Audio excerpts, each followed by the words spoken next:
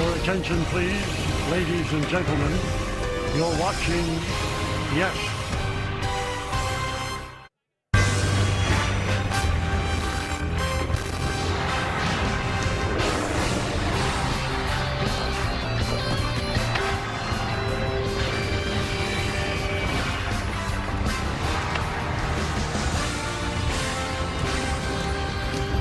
It is a steamy June evening in Cleveland, Ohio, and the fans filing in for the first of three between the Yankees and the Guardians as the Yes Network presents New York Yankees baseball. It is indeed the Yankees and the Guardians here from Progressive Field as we welcome you inside our booth. Hey, everybody, Ryan Rucco alongside David Cohn. So happy to be with you this Monday evening for Yankees baseball on Yes. David, Yankees were able to come up with some heroics late yesterday to get what felt like a much-needed win against the Red Sox. Well, yeah, it's a feel-good win because you need that for obvious reasons. You need the other guys to step up, and who better than Belly? Belly has been Johnny on the spot. Currently, in my opinion, the best left fielder in the game today, all of Major League Baseball. He should start left field in the All-Star game. And, of course, Jazz Chisholm Jr., we've been waiting for this. This guy's going to get on a run. He's got that kind of talent. Now is the time. Much needed. Aaron Judge is out. Everybody else has to step up. Huge breakout in the eighth inning led by Bellinger and Chisholm, and you see what they've been doing lately. Cody Bellinger, a .962 OPS. All those numbers, top 4 in the AL since May 1st. And for Jazz, his 50th home run with the Yankees, he is now the fastest Yankee ever to 50 home runs and 50 stolen bases with the franchise. Meanwhile, we know the Yankees and Guardians both have a lot to offer when it comes to starting pitching, so no surprise. A good matchup here tonight as we take a look at the Home Depot working on a win pitching matchup. Will Warren 7-1 with a 3.22 ERA this season. Meanwhile, the Yankees just saw Gavin Williams 9-3, 3.20 leads the American League in strikeouts. But David, when it comes to Will, he pitched well his last time out, and he's just really grown this season. Well, yeah, you could see it on the mound. It's a presence on the mound. The things I look at, I mean, I could throw a bunch of numbers at you, but what I look at is his body language on the mound. Growing confidence, conviction in everything he throws. His ability to trust his fastball, both the two-seamer and the four-seamer, that gets hitters off guard right and left. His change of style on the mound to the third base side really has served him well. You take a look at the numbers over his last 4 starts, 3-0 with a 2.78 ERA. Well, coming up, we will hear from Meredith Marakovitz. She will have more on Jazz Chisholm, his pants and his bat. Yeah, he's borrowing from everybody, and it seems to be working. That's next here on Yes.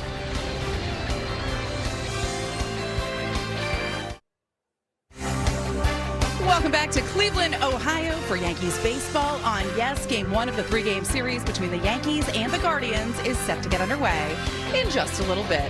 Hey everyone, I'm Meredith Marakovitz. The Yankees offense broke out in the 8th inning yesterday. Cody Bellinger hit a shot, and then Jazz Chisholm Jr. added a 3-run home run of his own.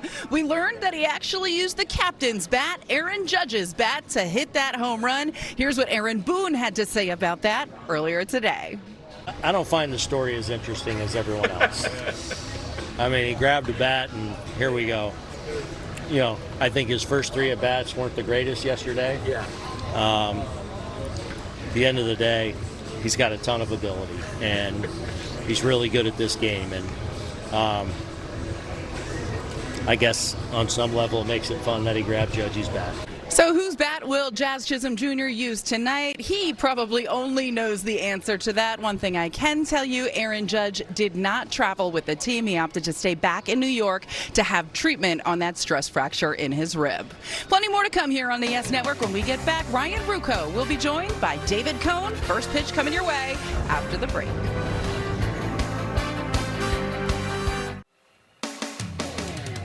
Yankees baseball on Yes is brought to you in part by your local tri-state Genesis retailers. Learn more at genesis.com. By Optimum Fiber, famously fast fiber internet. And by Nissan. Hop into a Nissan Rogue and hit the road to adventure. Shop NissanUSA.com. Some of the greats through the years to wear Cleveland uniforms and those pinstripes on a hot but picturesque night in Cleveland, Ohio. The Yankees and the Guardians getting ready for the first of three. And Trent Grisham will lead things off as we check out the Yankee lineup. Grisham, Rice, Goldschmidt at the top. And it's Bellinger and Chisholm who have both been hot. Spencer Jones, who a couple days ago had 3 hits, starts in right. Caballero at short tonight. McMahon and Escara round out the Yankees starting lineup. And that lineup will face this big right-hander, Gavin Williams. He's a good one. This will be his 14th start on the year. All the numbers are really good. And let's tell you a little bit more in our Nissan pitcher scouting report about Gavin Williams. Well, nonstop, like the Drake song. I mean, this guy just pounds the zone. 65% first pitch strikes. That's up from almost 55% last year, and that leads to Dust in the Wind, a great group from Kansas, my home state. The dust in the wind part is because when you throw first strikes, you get them to swing more out of the zone. His rate is way up on chase this year. And then, of course, dream on. This kid is a #1 starter type. It's the kind of guy you dream on and build your franchise around. Beautiful song selection there, David. Makes her a lovely playlist. Let's take a look at the defense brought to you by your local Tri-State Genesis retailers. Quan in left, Schneeman in center, Martinez in right, Ramirez, Rocchio on the left side, Bazana and Manzardo on the right, and Bailey behind the plate.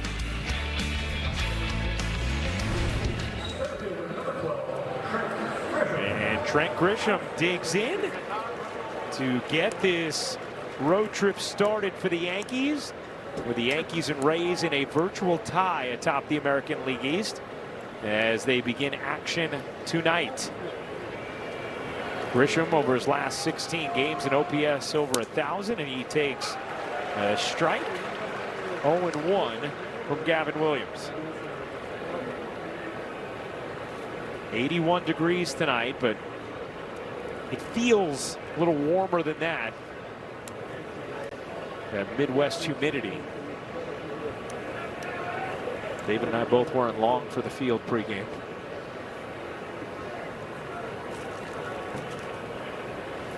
And that is in for a strike as well on a curve. It's 0-2.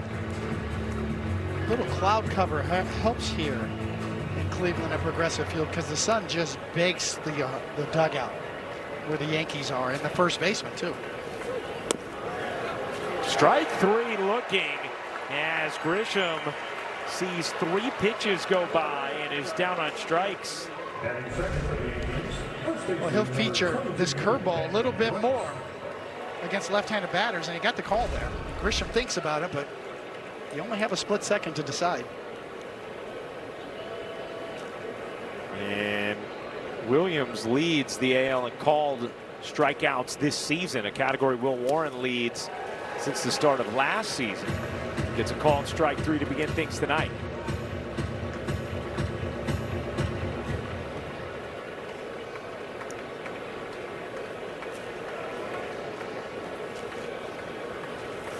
And Rice takes just down. 1-1. Love the way Rice tracks the ball, right? I mean, I haven't seen somebody track a pitch like that almost since Pete Rose, who used to follow the pitch almost into the glove. All the way in, yeah.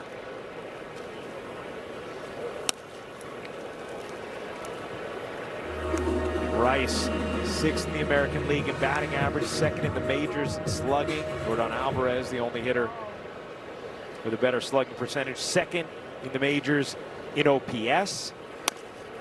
Just having a fantastic first half. And ahead in the count here on Williams, 3-1. Guardians coming off taking 2 of 3 against the Yankees this past week at the stadium. As Rice will watch ball 4 sail by, and the Yankees with their first base runner of the night. Let's take a look at the umpire scouting report brought to you by your local Kia dealers. Nate Tomlinson behind the plate tonight, and hitter friendly. Fewer inside strikes on righties. Here's Paul Goldschmidt.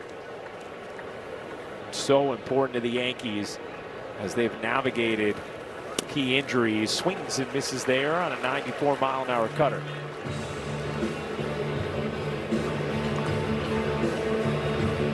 See the strong numbers for Goldschmidt on the season. His last 26 games, a .958 OPS. That's a strike, pops out of the glove. Second time that's happened, but in there for a strike.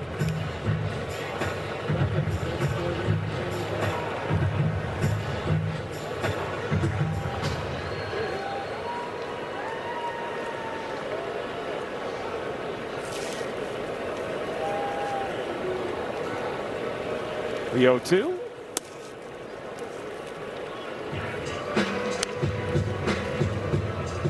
When you look at Gavin Williams and his repertoire, it's almost 50-50-ish between fastballs and off-speed pitches, counting the cutter as a fastball.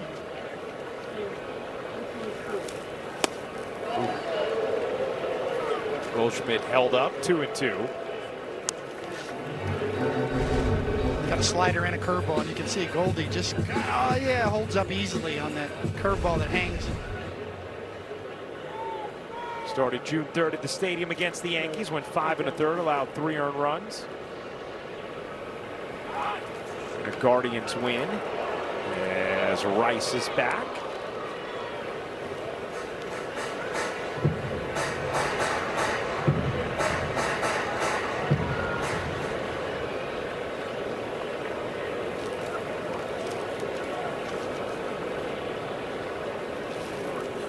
Goldschmidt hits that in the air to left field indeed.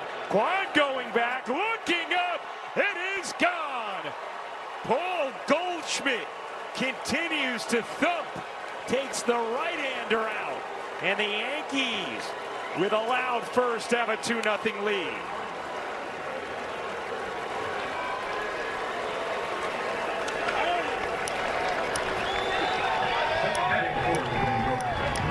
I was told that Goldschmidt can't hit right-handed pitching.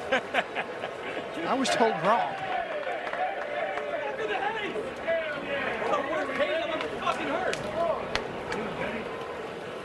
Looking every bit like the everyday player he's been his whole career.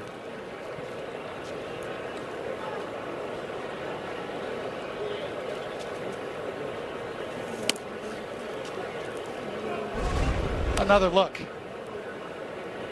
Looked like a cut or something off speed, spinning up and out over the plate, and that's what you're supposed to do with pitches like that.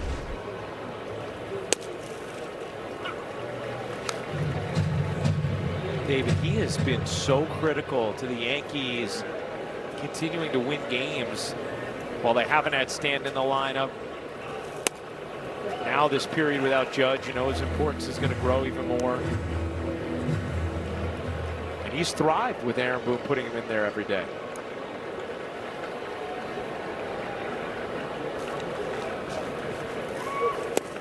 Bellinger down on strikes, 2 down.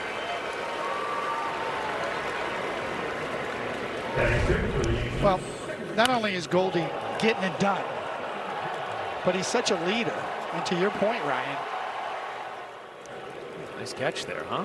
Wow, with one ball in his hand, now another in his mitt. Yankee fan, happy he came. Wow, look at that emotion. Yeah, that's right. Jazz on one off to first. Will be retired by Manzardo, but not before the Yankees get on the board thanks to Paul Goldschmidt's 8th home run of the season. Yeah, big smiles before. Big blast at the dish. And Will Warren takes the mound with a cushion.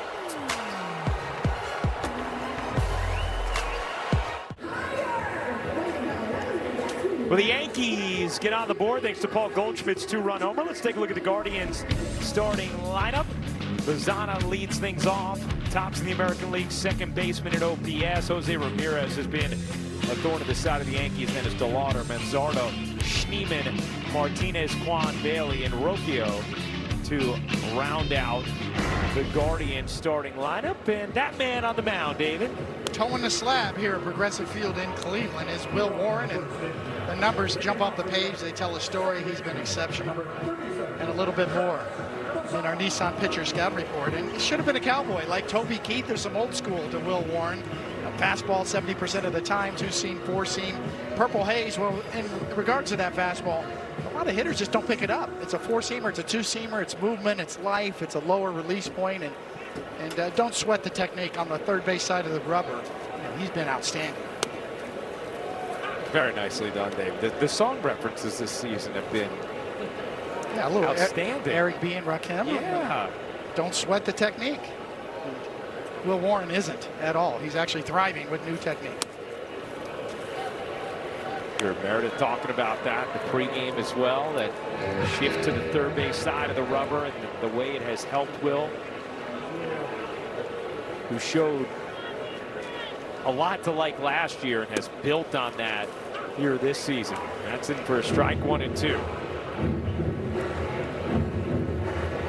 He also, with that run support, he's got 9.51 runs per game per 9 innings.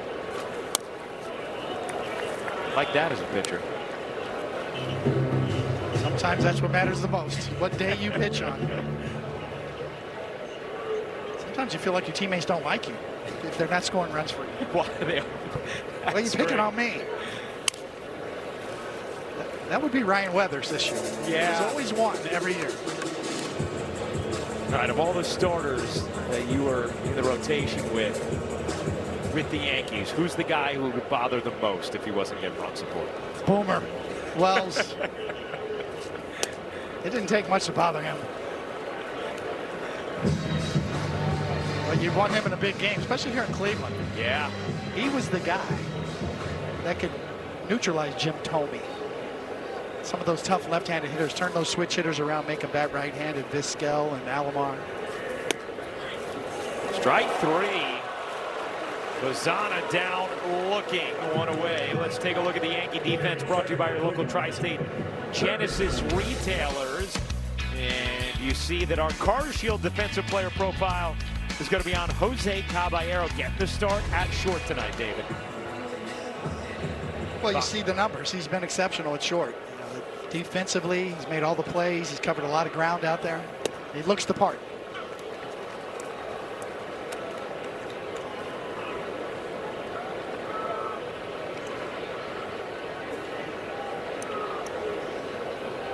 And we saw maybe some leaning towards Volpe in these situations recently. Caballero getting the start at short, position he played so well before the return of Volpe, and Caballero's versatility is had him moving all over. He started 10 of the last 13 games entering this one off the IL, but just 4 at short.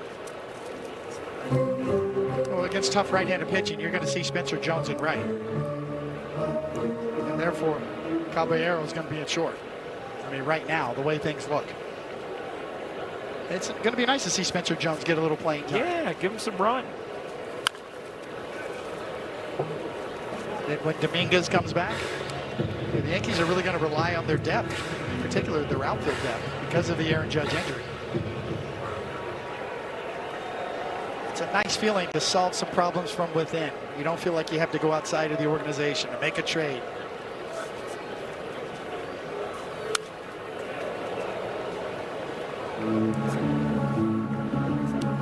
This guy's pretty tough to get out.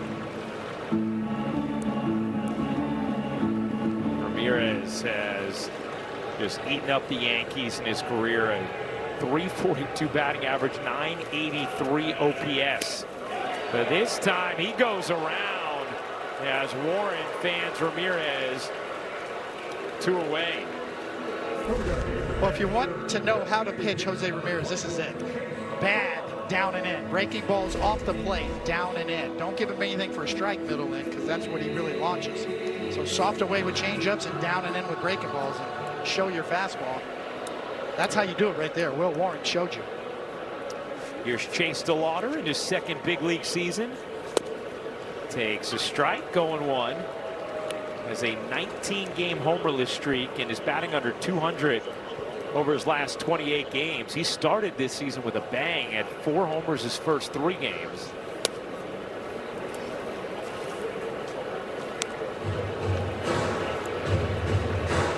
Former first-round pick out of James Madison University.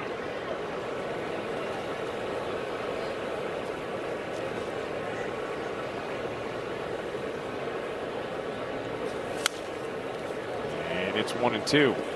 It's what this Cleveland Guardians lineup desperately needs is somebody to go with Jose Ramirez. Yeah. Some thump in the middle of their order. Because they have the pitching. Good young manager, too. He's well liked.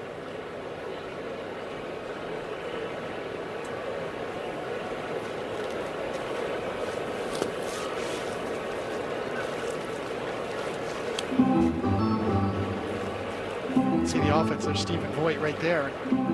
Taking over for Terry Francona. It's not an easy deal, but he's done it pretty seamlessly. The offense tells the story. They need some slug.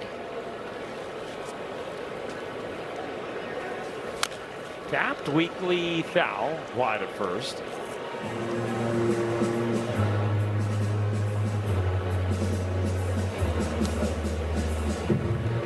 Not an easy guy to follow at all. No, and he's such a, Voigt is such a good communicator. It's just so important. That's what Aaron Boone does well with his players.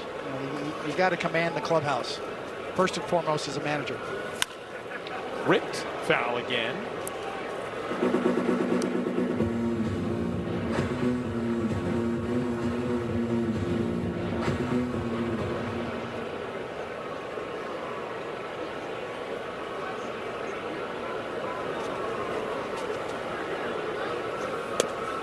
Strike three, got him looking. Warren strikes out the side, two of them looking. And the Guardians go down 1-2-3. The Yankees take a 2-0 lead into the second here in Cleveland. Nice frame job from Ascaro.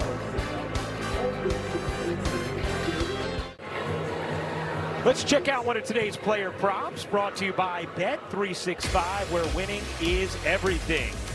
Oh, well, Spencer Jones hit his first big league home run. Getting the start here against Gavin Williams and taking ball one. Yankees a 2-0 lead in the second thanks to Paul Goldschmidt's two-run homer. Jones with 3 hits, all well struck the other day in his start.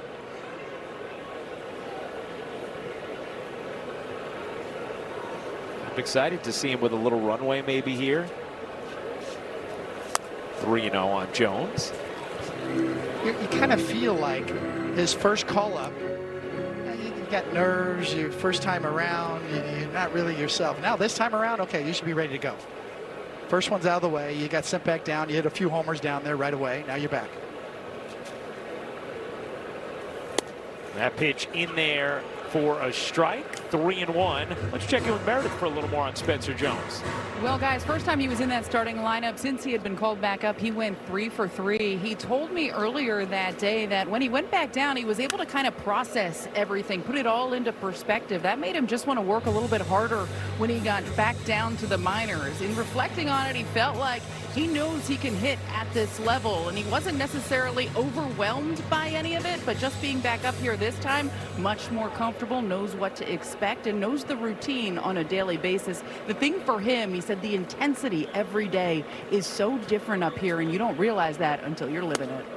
Really good stuff, Meredith, as Jones goes around too far there and down on strikes for the first out. Well, 100 miles an hour up and in. That's going to get a lot of guys. And from the side, yep. David, that was interesting at the end of what Meredith said, that the intensity, the difference in just the day-to-day intensity was the thing that kind of struck Spencer most. How about for you? What do you remember most about just what stood out about that leap up in your early days? Well, you're trying to win in the minor leagues, but there's still development takes center stage. Players get pushed, they try things, they get more of a runway in the minor leagues. Up here, it's ruthless. You do your job or you are replaced. Winning is everything. You can talk all you want about trust the process in the minor leagues, and even on the big leagues to a certain extent. But you need something tangible. You need results up here. Caballero takes down 1-2.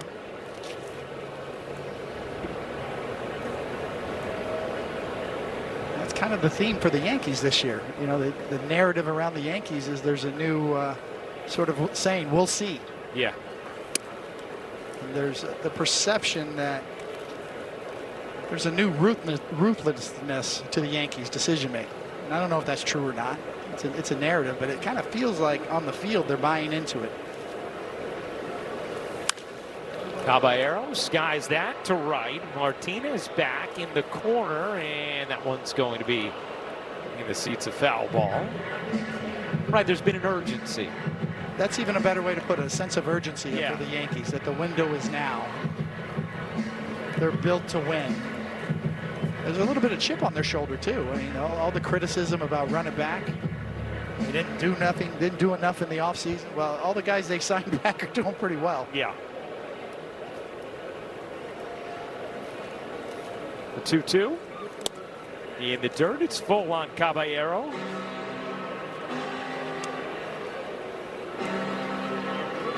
The Yankees now tied with the Rays atop the American League East. And Caballero, who was down 0-2 in the count, able to battle back and work a walk. Batting in for the Yankees, third baseman number 19, Ryan McMahon.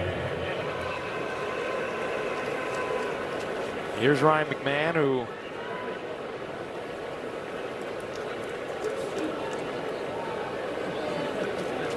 has hit better of late. Since May 20th, the .282 batting average. OPS over 800. A couple of big hits as well. Caballero obviously a threat to run off first. Dancing, not going. McMahon swings and misses. Let's take a look at the stolen base leaders brought to you by your local Tri-State Buick dealers. Yankees and Guardians tops in the American League in stolen bases this season. I was told they're the Bronx Bombers. Bronx Burners, baby. They're the Burners now? The Burners. Caballero, throw goes wild now. Caballero will jog to second and be there on the E1. And speed can do that too. It drove me crazy on the mound. When you had a guy like Caballero on the bases and you had to do this and make throws and quicken up your delivery to home, he's just a pest, a general distraction. Good if he's on your side. Bugs you on the other side. 1-1 on McMahon with Caballero now in scoring position. Swing and a miss, 1-2. Yankees with an early 2-0 lead thanks to the Paul Goldschmidt first inning homer. A reminder that the two night games at the start of this series are 6:40 starts. We can't help you anymore with the start of tonight's, but we can help you with tomorrow's. I'm a fan of 6:40 start. Me too. McMahon weak hack there and is down on strikes, 4th K for Williams.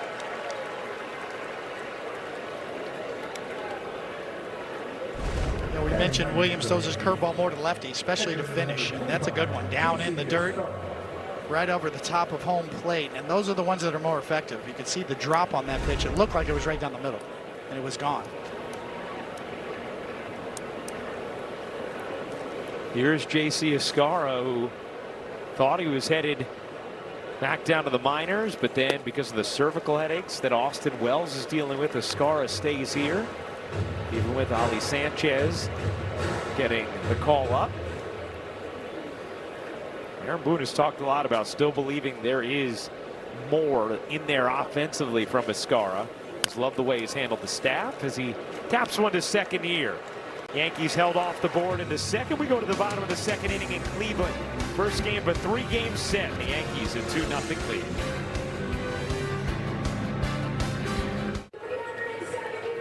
Yankees a 2-0 lead, bottom of the second, thanks to Paul Goldschmidt's 2-run homer. Let's check in now with Meredith Morakovitz.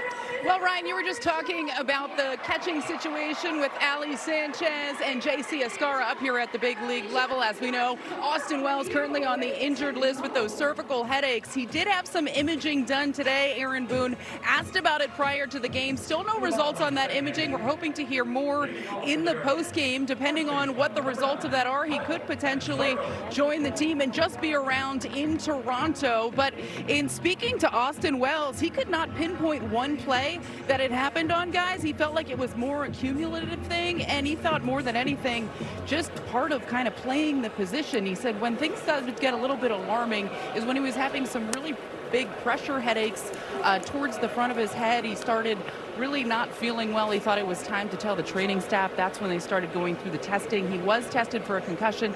That came back negative. The imaging just to rule out anything more serious. So the Yankees will wait and see when it comes to Austin Wells. All right, Meredith, thank you for that update. Certainly hope the best for Austin Wells and that it's a speedy recovery here for him.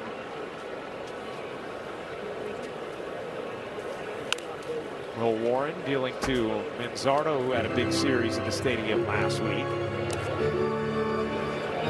Maybe Wells will get a little mental break too. Step away, take some of the pressure off, get healthy, get right. But it does leave the New York Yankees catcher position wide open.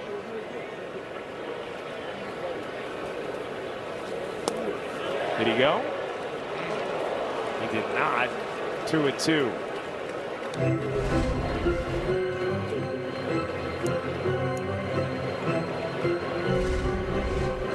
Gone with a little flick of the barrel there at the end. According to the new rules they're doing in the minor leagues, that's nowhere close to a check swing. So. Yes. So I'm gonna have a hard time with that when it gets here. Yeah.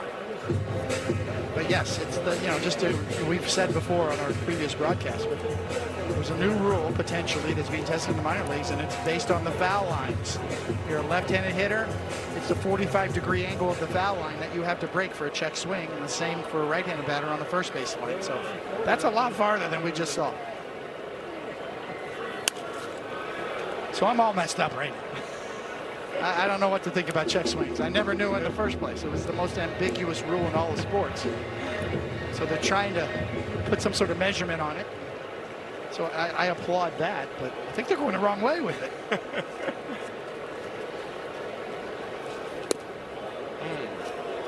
Just missed there, 3-2. It does feel like there'd be a value in coming up with some kind of measurement to put to it, since there's absolutely no uniformity. 8th pitch of the at-bat upcoming, and that is tipped, or no?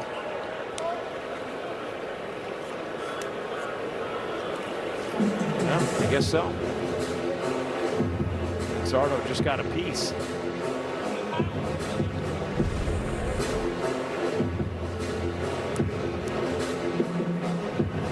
Lost the bat. Got just a little nick of the ball to keep it alive. That's popped. Foul. Warren struck out the side in the first, but each hitter saw 6 or 7 pitches, and now you're seeing that here from Manzardo having a deep at bat to lead off the second.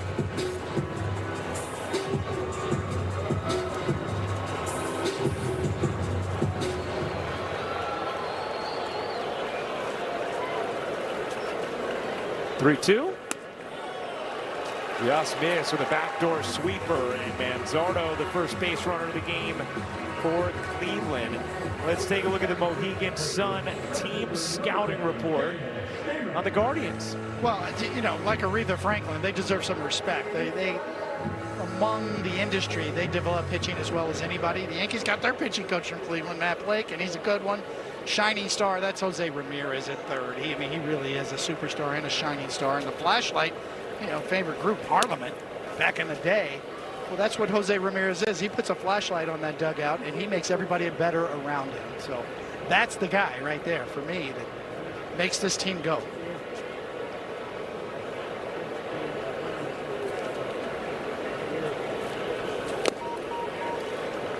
Tipped into the glove, 1-1. Got it all there. Aretha Franklin, Earth, Wind, and Fire, Parliament, Have we talked about the genesis of you and your songs this year in your scouting? Well, I got on this train. I can't get off. Okay. So I got to keep it going. Can't stop, won't stop. 1-2.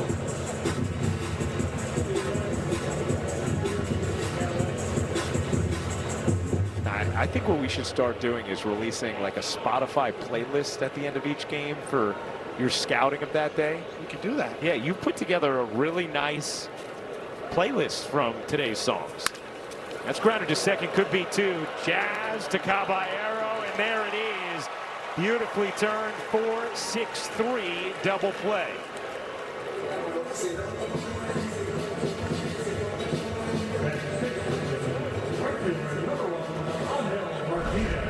Exactly what Will Warren needed. To your point, Ryan, he's throwing a lot of pitches, throwing well, getting strikeouts. 1 pitch and 2 outs. Get you right back in order.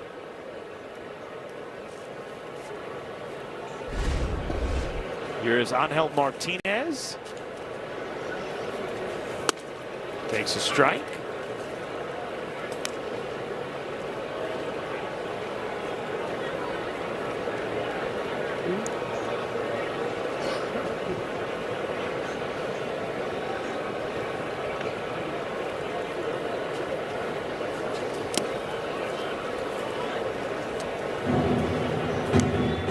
Seeing Will Warren evolve this year, throwing more changeups. That was one right there down. It's got excellent movement on it. He's thrown 10 of them so far tonight, so the usage is increasing almost with each start. That's rolled to Jazz. Picks the hop. Inning over. Warren has faced the minimum through 2. Works around the leadoff walk. 2-0 Yankees headed to the third. The Powerball double play. Double your play with Powerball double play for just $1 more. Try it today. New York Lottery. Can you imagine? A big double play Will Warren was able to get off the bat of Daniel Schneemann in the second after a leadoff walk from Manzardo. And Warren has faced the minimum thanks to that double play through the first 2. Yankees got on the board in the top of the first. Paul Goldschmidt 2-run homer. 2-0 Yanks here. First game of a 3-game set. 6:40 start tomorrow, and then an afternoon game on Wednesday before the Yanks head to Toronto.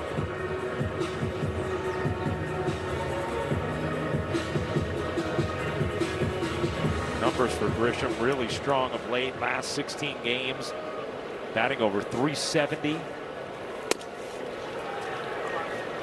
1-2. And we got off to the slow start. One of the things that Aaron Boone and the Yankees would point out is the under the hood numbers are really strong. In some cases even stronger than last year where he had a career year. And now over the last 16 games he started to get those results.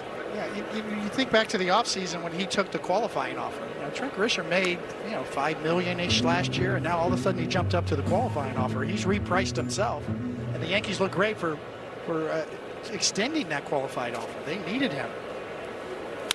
Grisham smacks a single into right field, and the Yankees have the leadoff man on in the third.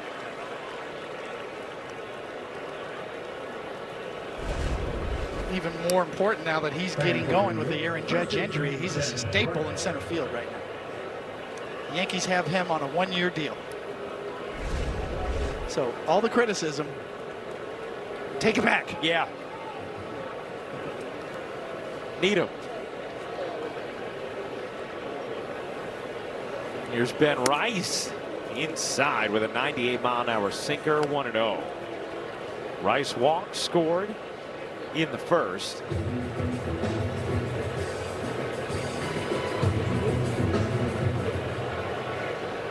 Starting first baseman in the All-Star game, maybe? I think an excellent shot.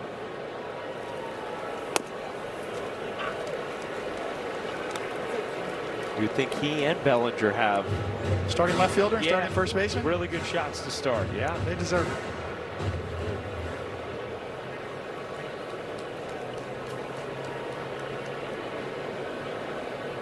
The 1-1. And it's 2-1.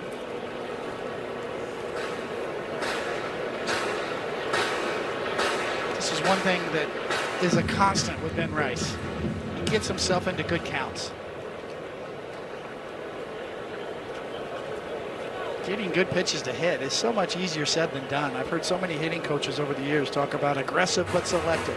It's sort of that double-edged sword, right? Yeah, you want to be aggressive, but you want to get good pitches to hit. He's doing that. He's doing that as well as anybody in the Yankees lineup this year. Aggressive but selective.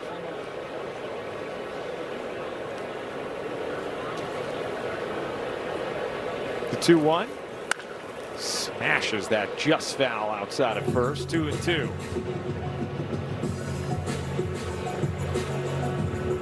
And each year, David, we've just seen more and more from him. Obviously, now he's turned into a full-blown game wrecker in the middle of that lineup. He knows he belongs. Yeah. Right where he is.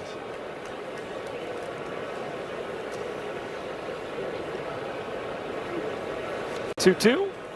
Rice hits it hard on the backhand. What a play. But Rocchio can't come up with a throw, and it'll be an infield single for Ben Rice.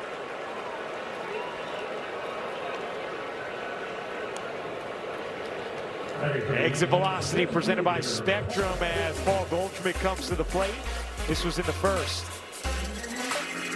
A hanging cutter got launched, and that would be out in 30 of 30 ballparks in the big leagues.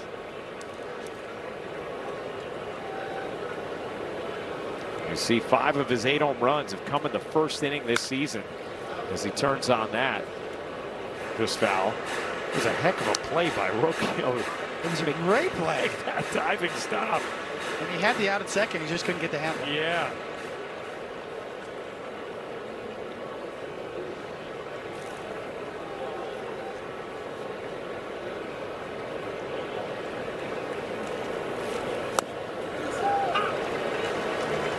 Here was the play from Rocchio.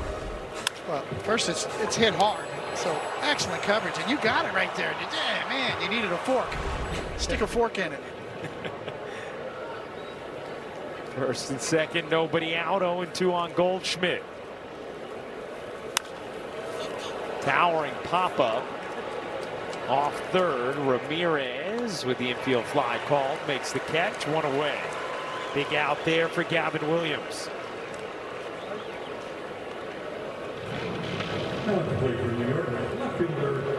Here comes Bellinger. The home road split still drastic, but the numbers lately on the road are better for Bellinger.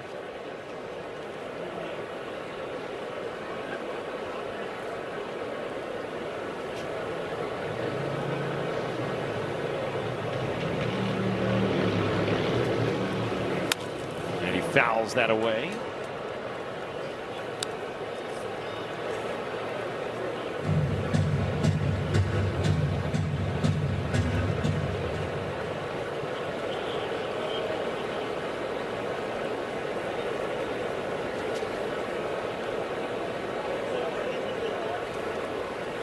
Bellinger hits it hard right at first. Manzardo going to fire to second for one. Back to first, Wild. And now heading home and sliding in safely is Grisham as the Yankees take a 3-0 lead.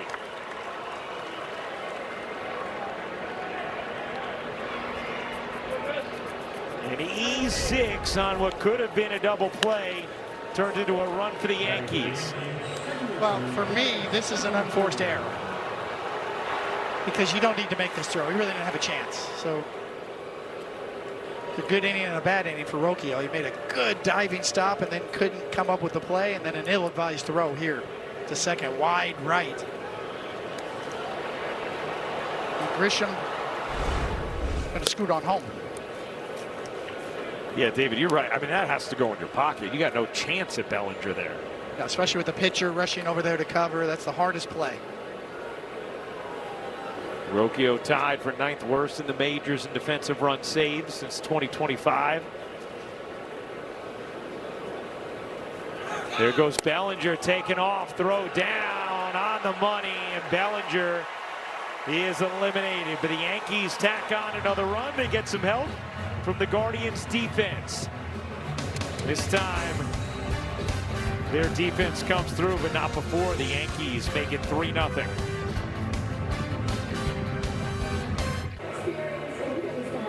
Hey fans, when you get Gotham, you get live games and exclusive Yankees content. Download the Gotham Sports app to stream highlights, features, podcasts, original series, and so much more. If you get Yes on TV, then you get the Gotham Sports app for free, so download and sign in today.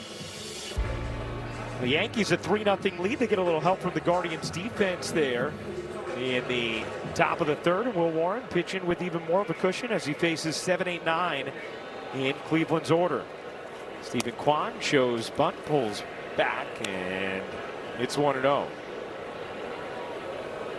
Kwan has seen his numbers drop off quite a bit over the last couple of seasons. Think about him against the Yankees in the playoffs a couple of years ago and felt like a guy you couldn't get out. And now he has struggled. 292 2 years ago. Big difference this year. You just see how his career started and what it's been so far this season. He was more in the category of Luis Ariz, not high exit velocity numbers. Doesn't hit the ball exceptionally hard, but squares it up really well. Big difference between exit velocity and squared contact, which are both measured by StatCast. So he was all about square business. Line drives, base hits. But the problem is when you get on the ground too much, there's a lot of outs on the ground. There's 4 infielders on the infield, only 3 in the outfield.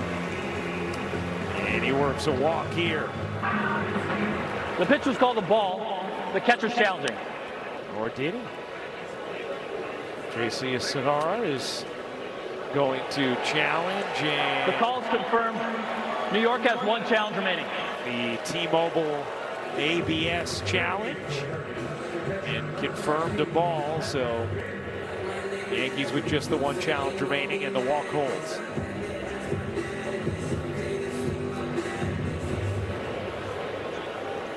Don't mind that challenge at all. Leadoff walk, tried to save it. Yeah. It was interesting though. I could definitely be reading into this, so disclaimer. But it almost looked like Warren was surprised when Escara challenged it. That was a real quick initial read of his reaction, but I wonder if he knew it was out.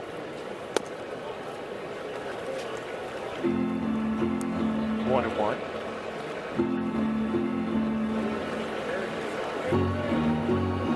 I think you're right. There's been many times I've seen Will Warren want to challenge himself, but he showed really good discipline. Yeah. Let his catcher do that job.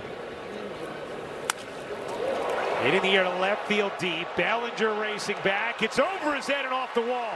He plays it perfectly off the wall. Zings it in. And it'll be second and third with nobody out after the double from Patrick Bailey.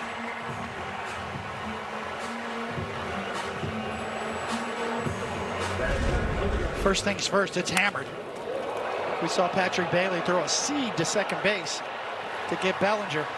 Stealing last inning, and Bellinger here. I mean, wow, that's just athletic excellence because you got too close to the wall. That's not how you teach how you're supposed to play it. That's just him being really good at what he does. Great hands. And if he doesn't snare that, Kwan's scoring easily. Here's Rocchio, second and third, nobody out, and ball 1 to Brian Rocchio.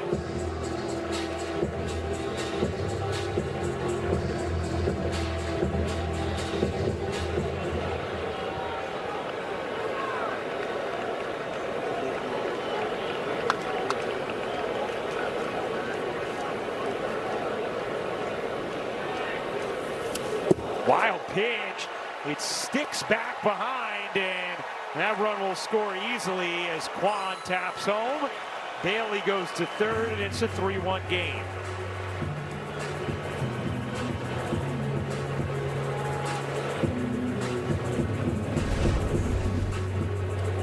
You can see just yanked down and in from Warren. It's like a golfer and a snap hook in the woods right there. Every now and then your arm gets out in front of your body when you overthrow a pitch. exactly what happened there. And it's 2-0 on Rocchio. Went around there, 2-1.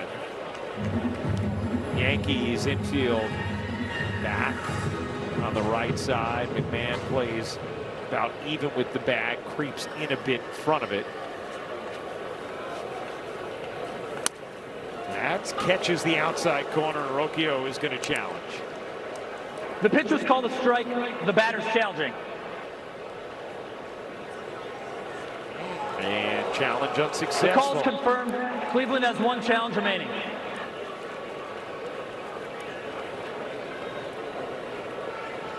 This whole new rule has been illuminating, hasn't it? Yeah. At first, we thought the umpires would be just scrambled. They've been shown more respect than anybody because they're really good at their job. And that's what this has shown. Yes. It's shown the pitchers are really bad at strike zones. And hitters think everything's a strike too. They've been humbled. So it really is been a humbling experience. Tapped weakly to first. That'll get the run home as Rice steps on the bag for the first down, but Bailey scores, and it's now a 3-2 game.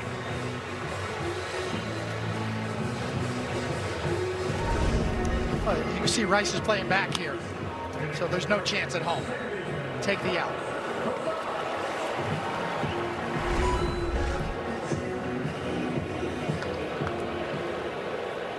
So 2 runs here for Cleveland in the third. Yankee lead shaved to 1. And here is Bazzana, who will roll it to first. Rice tosses to Warren. Inning over, but the Guardians get on the board. Claw back a little closer. The Yankee lead 3-2 as we head. Oh, check that. Just the second out. Just the second out.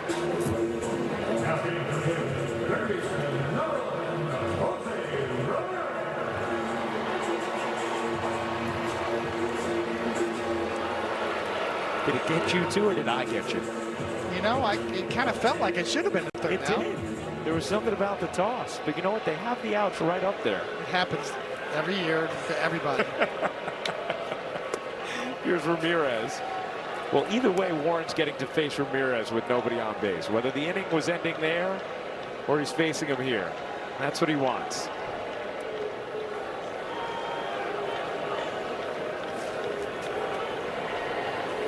Was able to strike Ramirez out in the first after Ramirez just torched the Yankees last week at the stadium. Was 7 for 13 with a homer and 3 doubles.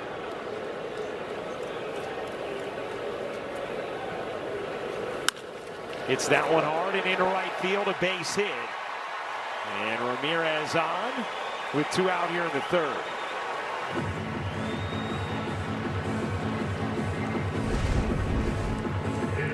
Well, to your point, it's better that he hit a single with 2 outs and nobody on than leading off next inning. So you kept him in the ballpark. His left-handed swing, by the way, it's tailor-made for Yankee Stadium.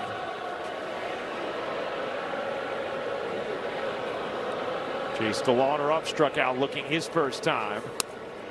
Ramirez, a stolen base threat as well.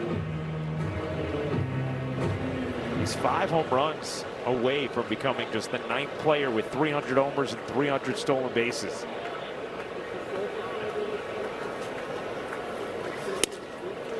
The others on that list: Carlos Beltran, Barry Bonds, Bobby Bonds, Andre Dawson, Steve Finley, Willie Mays, A-Rod, Reggie Sanders.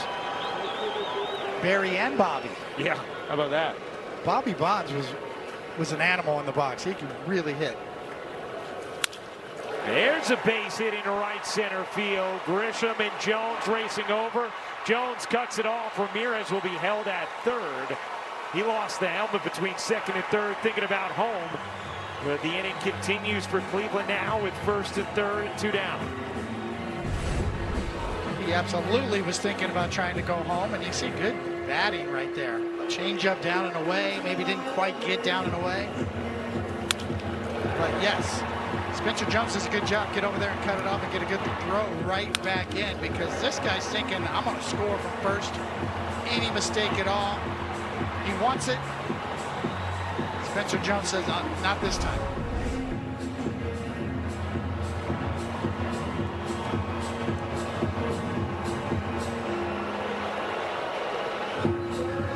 Road trip to the mound for Matt Blake as the Guardians have already put 2 runs on the board this inning and threatening for more. And Manzardo, who had a lot of big swings against the Yankees last week, steps up.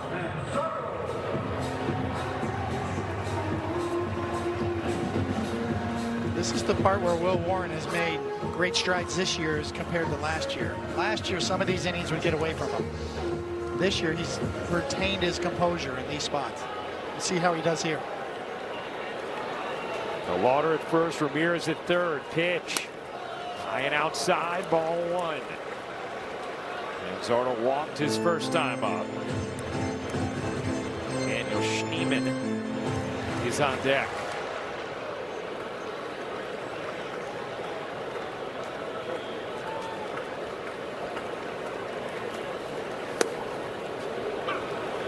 Gets the call on the backdoor sweeper. 1-1.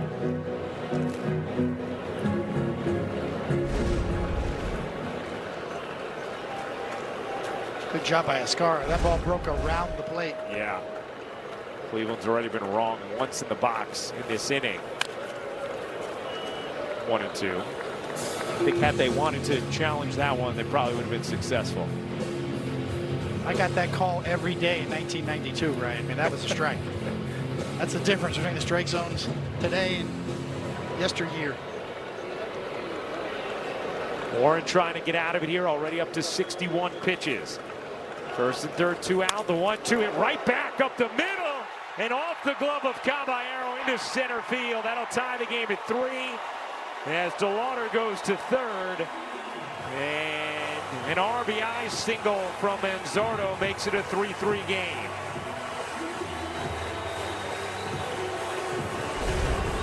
Oh, ball's tagged. It's hit hard. Caballero gets a short hop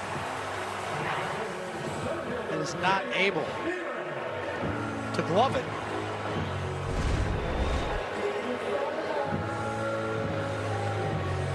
Tried to swipe at it a little bit. Maybe had a chance to get in front as hard as it was hit, but that ball was smoked, as have many of the balls this inning being off of Warren by a Guardians team that for the most part has struggled offensively this season. That ball 100 miles an hour off the bat. Yeah, I think it was a little bit of that, and then the short hop. He got caught in between on the hop, and as you said, kind of tried to glove it or stab it.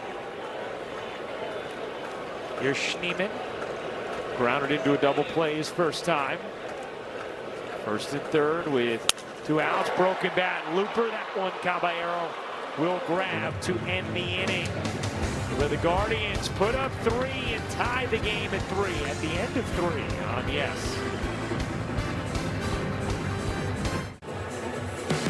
Play FanDuel's Daily Dinger for free every day for a chance at a profit boost if your selected player hits home run.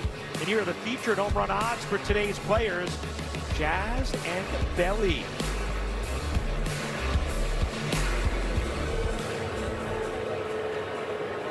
So after a 3-0 lead from the Yankees, Cleveland answers with 3 runs in the bottom of the third. Now a 3-3 game. In the first game of a 3-game set, and Williams deals outside to Chisholm, 1-0. Aaron Boone was having some fun before the game with the Jazz. Chisholm using Aaron Judge's bad story, and he was kind of poking fun at all of us being so interested in it. He's like, I'm just not that. It happens, guys. I'm not as big on it as all of you are. Meredith, I know you've got to talk to Jazz about it too, though, right?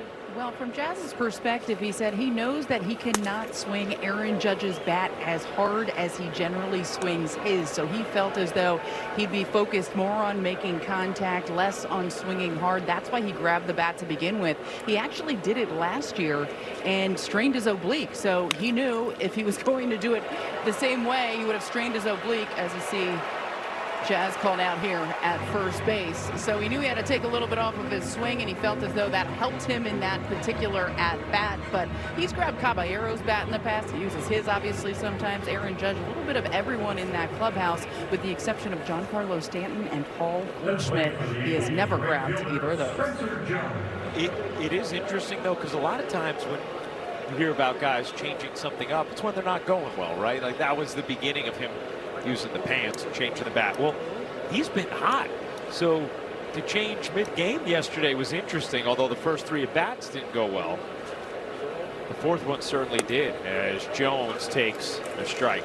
Just kind of goes to show you how starved we are covering this team for personalities. Right. To show your true self. I mean, it's okay.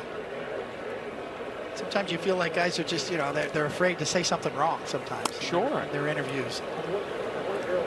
It's okay to show a little personality. That's why we love Jazz, because he's nothing but personality. Aaron Boone said he's our Jazzy.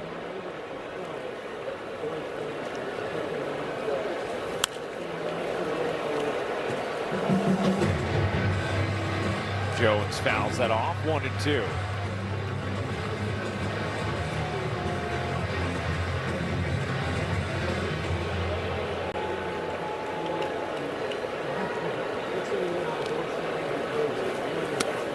Chase is there, and Spencer Jones down on strikes for the 2nd time tonight, 2 away. You know, Williams got Jones with a 100-mile-an-hour fastball up and in the last time, and this time an 82-mile-an-hour curveball down and in. That's what you call getting worked over. Gavin Williams is a good one. Man, he's a big old donkey, too, isn't he? He's 6'6", 250. Throws 100 and an 80-mile-an-hour curveball. This guy's pretty good. Leads the American League in strikeouts. Equal OPS, essentially, for righties and lefties against him. 6'6", 250. Yeah, no, that's big. Might be an 8, size 8 on his head, too, maybe. Do you have that gift? You could look at someone's dome and prescribe their hat size? Kind of. I mean, after being in the game, we kind of, you know, that's an old baseball joke, is joking about hat sizes. But this guy is prototype, 6'6", 250. Power right-hander. That's a guy. That's a guy you can hang your hat on, so to speak.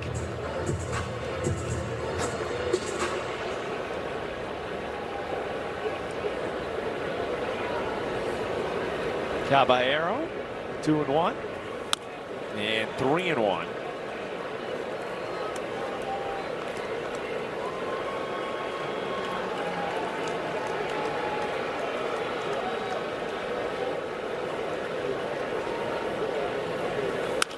Caballero, one off to short. Rocchio gloves, fires in time. Nice play by Brian Rocchio there after a rough 3rd. Comes up with a nice play in the 4th.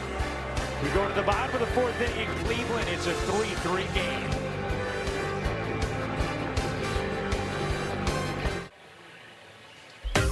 Well, it is time for Pinstripe Pride, brought to you by Toyota, the official hybrid vehicles of the Yankees. Tonight's picture is of Nugent with his dog Chance. Nugent wears his Yankees hat everywhere he goes. Love it. Use the hashtag Toyota Pinstripe Pride to mention yes in pictures you post to social media to reflect your love for the Bronx Bombers. We might spotlight you in a future game. Ryan Rucco, David Cohn, Meredith Marakovitz with you, our entire Yes Network crew. Appreciate you being with us always for Yankee baseball. The summer backdrop, and it feels like a summer night here in Cleveland. Nice crowd Monday night here in Cleveland. Really nice crowd, yeah.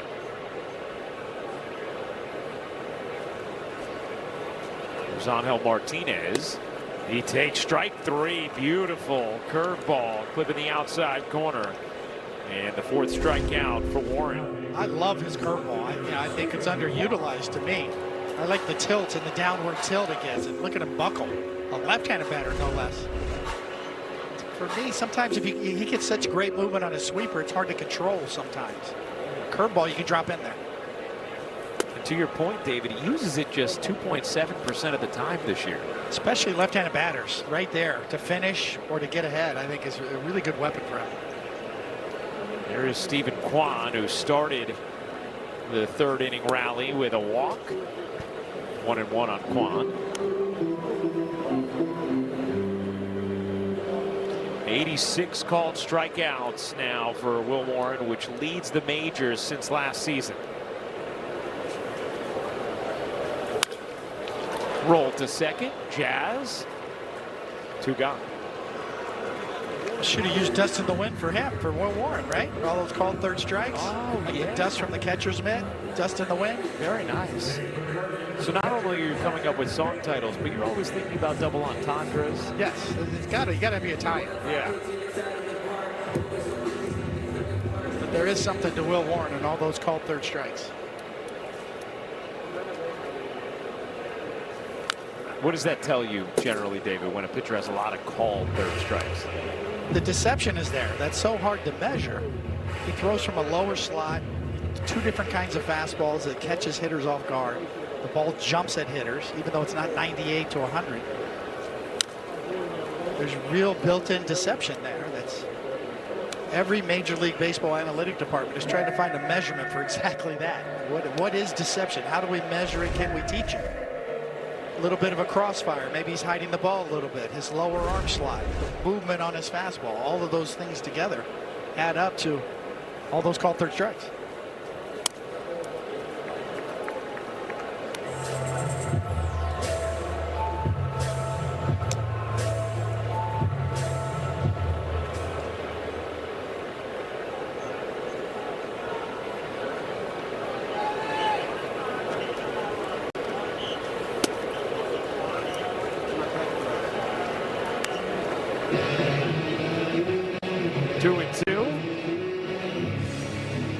Patrick Bailey, who smoked the double, came around to score his last time up.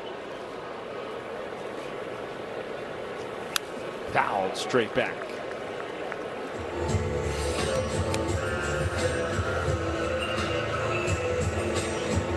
Well, the book on Patrick Bailey has always been maybe the best defensive catcher in the big leagues. If he could just hit a little bit. Came into this game hitting 151, did hit a booming double earlier. 3-2 now on Bailey.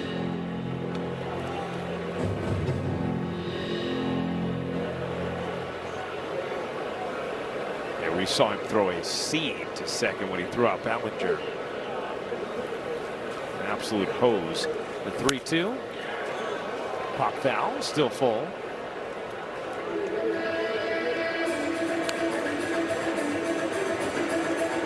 The Yankees find themselves in that situation. Sometimes the fan base, you just get worn out by a fan base. Patrick Bailey in San Francisco, there was kind of that situation. Even though he's very talented, it was time for him to find another place. Roll fair inside of first. Rice gloves, tosses inning over. Nice bounce back here in the 4th from Will Warren, who retires the Guardians. In order to the 5th we go in a tie game in Cleveland.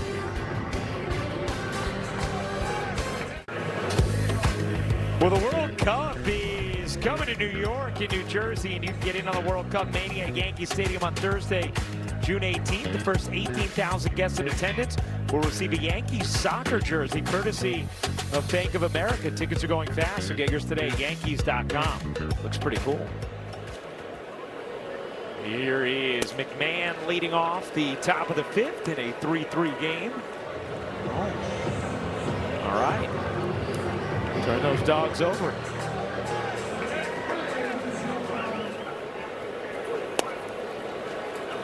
What are you putting on your hot dog? I gotta slice it down the middle, and grill it on both sides. Oh, okay.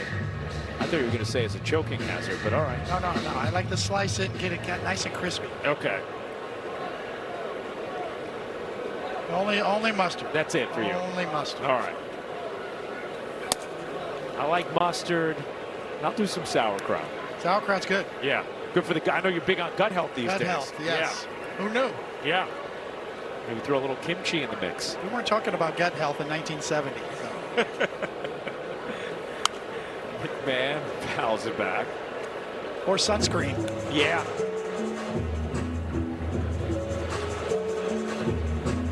Remember the sunscreen song? You ever hear that song? No. Oh, all-time great song. It's like an advice song on life. There's McMahon, skies that to left and deep. Quan back, looking up. That ball is off the top of the wall.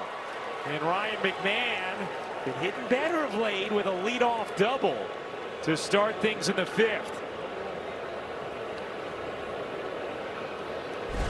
Well, the pop is real. We've seen enough that Ryan McMahon can drive the ball the other way, especially on pitches down in the zone. He's a dead low ball hitter. And might have that Was it up out there? Oh, yeah, that looks like it's gone, David. Like a little ricochet up top. Yeah. This is a crew chief review for a possible home run.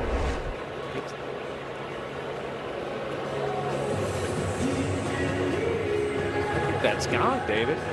I gotta believe you're right. Yeah. He's got a good chance to be overturned. Again, Oppo for McMahon. You know, to the naked eye, looked like it was above the wall, but then Quan played it fluidly, and there was no reaction from the umps initially.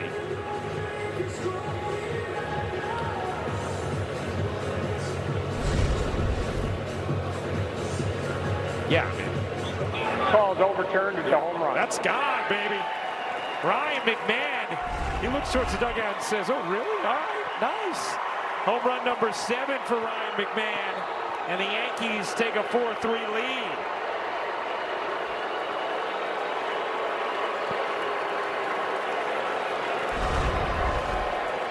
Yeah, Aaron Boone knew. Twirl that finger.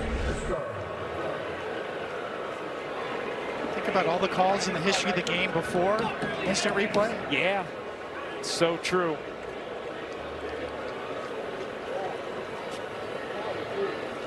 Remember that argument, well, human error is part of the game, but nobody wants a ball that should be a home run not to be a home run. That's where it all started, right? Yeah. The instant replay. Tapped to second.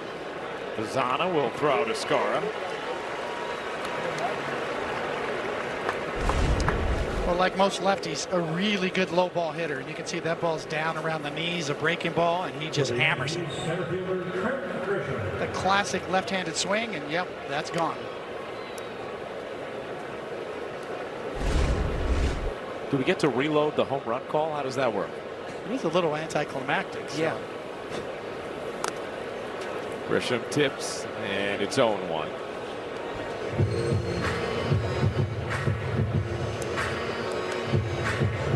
Yankees jump back up. Gave up a 3-run lead. 3 in the bottom of the 3rd, now in the top of the 5th. Man, homer.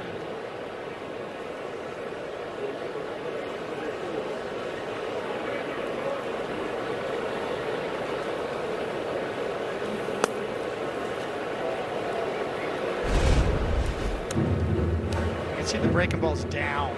That kind of swing, when he can go down like lefties, drive it the other way like that. That is his happy zone. Grisham pops it up behind the plate. That will make the seats. And we told you the numbers before. Ryan McMahon been a little more productive at the plate of late since May 20th, over 280. An OPS over 800, his 4th homer over that span. He's also had some pivotal hits during that stretch, including one here to give the Yankees the lead in the 5th inning.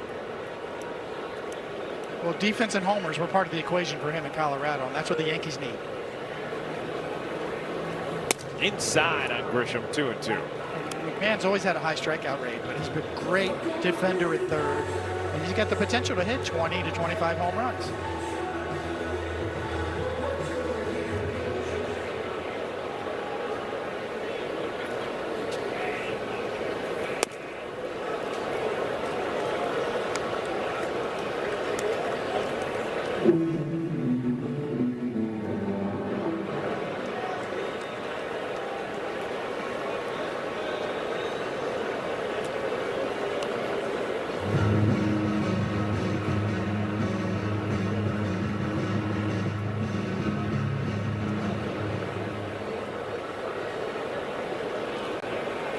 Three-two on Grisham. Did he go? He did not. And Grisham is on for the second time tonight. A hit and a walk thus far for Trent Grisham. And a one-out base runner for the Yankees here in the 5th. Another good at-bat from Trent Grisham, and yes, he held. And it's no small thing to keep pushing Williams in this inning. That was pitch number 80 that walked Grisham. The sooner they can get him out of the game, the better, I think. Here in the 5th especially.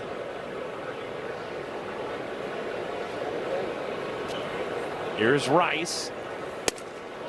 Inside 1-0. Rice has walked, singled, and scored.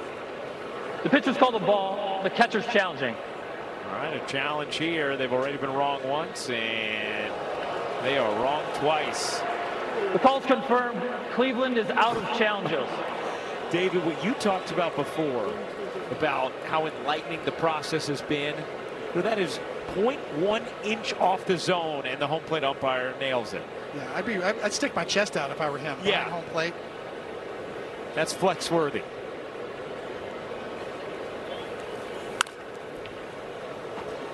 Nice, chops that foul.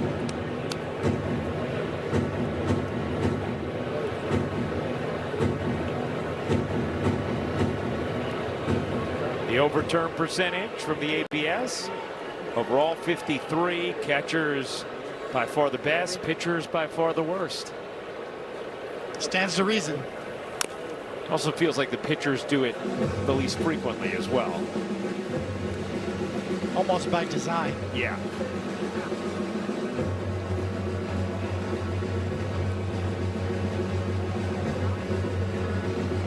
Three pitches for Williams with one out here in the 5th and one on. The Yankees have taken the lead on the Ryan McMahon solo home run, overturned from a double. The 1-2.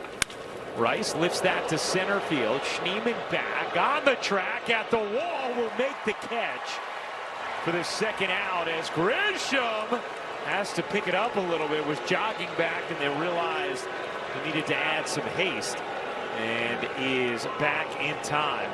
With Paul Goldschmidt coming to the plate, let's take a look at the Optimum Fiber famously fast replay. Well, this got the Yankees going. Little high cutter out over the plate, and he just tomahawks it to a happy Yankee fan.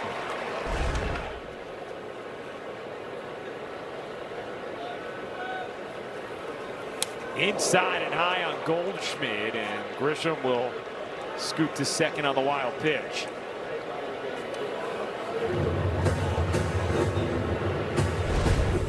Looked like a little backup cutter that just got away from Williams. You can see that movement on it.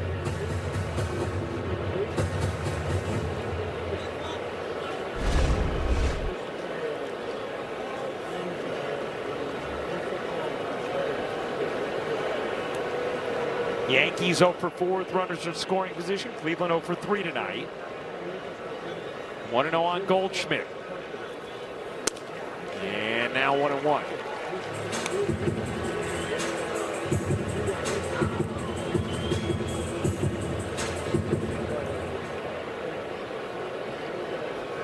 Yankees making Williams work.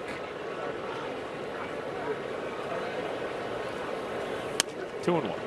This has really been a Goldschmidt special in this spot. RBIs. He really has a plan, especially when he gets down in the count.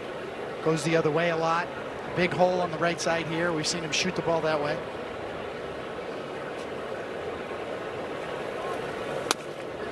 Inside that time, 3-1. We've seen Goldschmidt, when he gets, 2 strikes on him, he goes that way. Yep. And he could pick up an easy RBI, but now with a 3-1 count, he might be looking to turn. Bellinger on deck. Here is the 3-1. Dropped in a curveball for a strike, 3-2. Coming in the front door, too.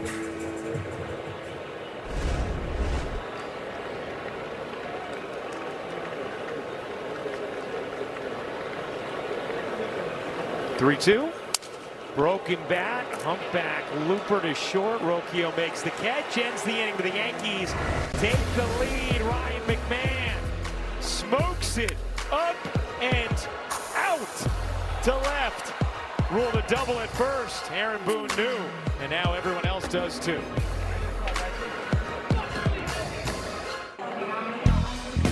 Welcome back to Progressive Field.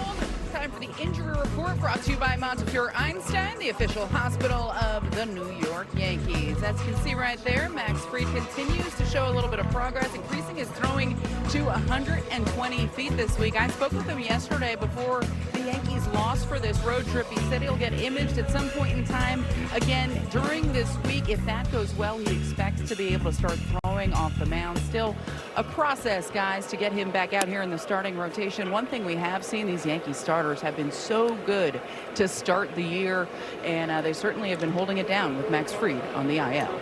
No question, Meredith. Good stuff there. You look forward to the day when you have Cole and Fried together in the rotation, something you have not yet gotten to experience, not to mention all the other great hurlers you have. Makes you feel pretty good about the chances of those two guys, Cole and Fried, hitting their stride down the stretch run here. Maybe a little break for Fried might be a blessing in disguise on down the road. We'll see. And I think, David, one of the reasons for some confidence in being able to navigate this period of time without Aaron Judge is just how great the starting pitching is. Ooh. Warren just drills Rocchio to lead off the fifth.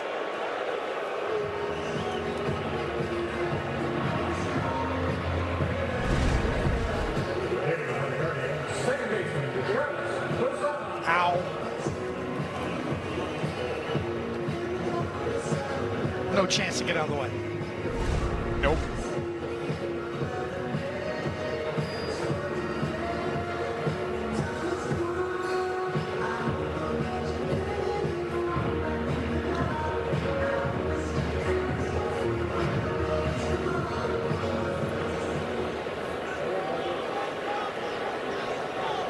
Lozana, 0 for 2 tonight, a strikeout, a ground out, and takes high.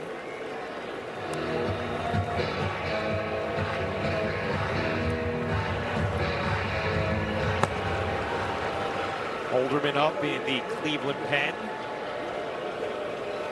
Lozana was a double shy of the cycle on Friday. His OPS leads American League second baseman. And ahead in the count, 2-0 right here. Yeah. Both starting pitchers got pushed on their pitch count, so in the fifth inning, both of them are coming up towards the end. Will Warren starting to labor here a bit. We saw that even in the first inning when he struck out the side, but he had to work hard for all 3 strikeouts. 84 pitches for Warren as that's skied foul down the left field line into the seats. 2-1. 20 pitches in the first were strike out the side, and then 27 in that 3-run third. Needs a double play ball here. That's where that changeup can come into play, and he needs a grounder against a left-handed batter.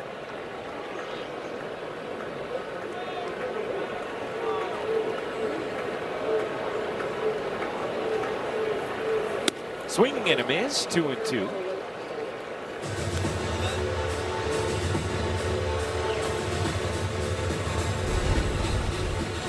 Another look, Ascar setting up down and away. It ends up and in, and right on by.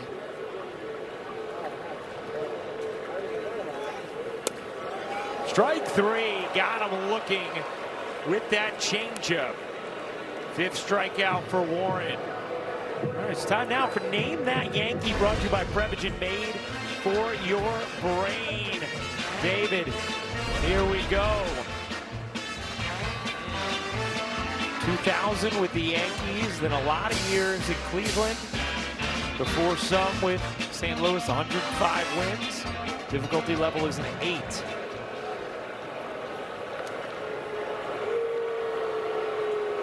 I got it. You got it? Well, I played it. I was a teammate with them in 2000. Oh, 2000. Yeah. I better get it. All right. Well, I've missed a few of those, by the way. Well, that's what I'm saying. I mean, like, I don't think I could expect you to name every teammate you had every single year. if we played a game and held up just a name and said teammate or no teammate, I think you probably hit on 100% or close to it, right? There's a margin for error there. Okay, all right. But to just have you off the top of your head name all your teammates each year, I think that'd be tough. Very. So anyway, I'm glad you got it, but I wasn't going to judge you if you didn't.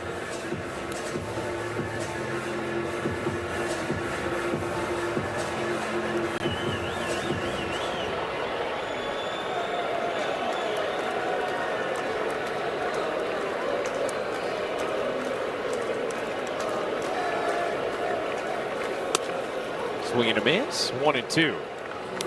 Ramirez 1 for 2 tonight, has struck out, singled and scored.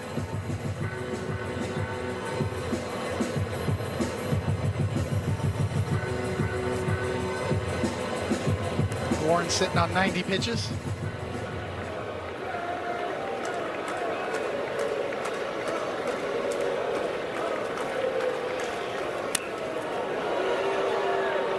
Did that hit him? I think it might have hit his back foot. Seemed to be what Ramirez was trying to say. A little bit of everything going on there, right? Yeah. He almost swung at it, almost hit him.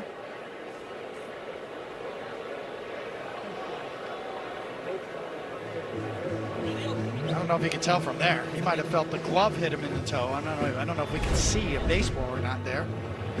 Vogt wants a look. We know what his vote is. Cleveland is challenging that it was catcher's interference and a hit by pitch. Oh. Catcher's interference and a hit by pitch. 2 for 1. Yeah. You get one of those, you get the bag. Catcher's interference, so he swung. What comes first?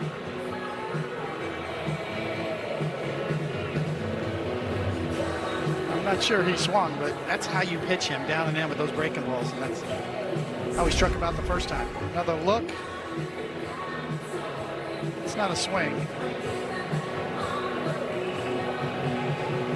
I don't know how you think that's catcher's interference. I think the glove hit his toe, not the ball. That's so hard to tell. I don't know where the catcher's interference comes from. No. I don't know that there's anything definitive there that's going to warrant it being overturned. I don't see the I don't see the catcher's interference. I don't see the hit by pitch.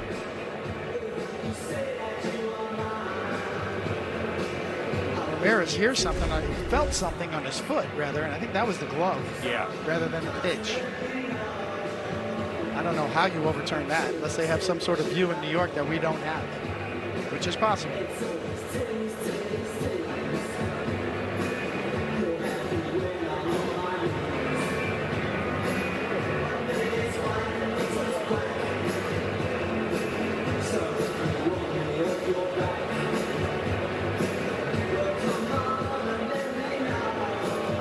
Fan of the music selection here, though. Yeah, should I stay or should I go? Yeah. Call's overturned. Ooh. The catcher's glove did hit the hitter's foot. It is catcher's interference. The batter's awarded first base. So, David, that's what I was just wondering about, actually, was getting clarification on. The glove, if it hits the foot prior to catching the ball there, then it's interference as well. We always see it with the bat. Rarely ever do you see it with a body part, but that also is catcher's interference. And that makes no sense. That rule. So Ramirez reaches with catcher's interference, and we'll step aside with the pitching change.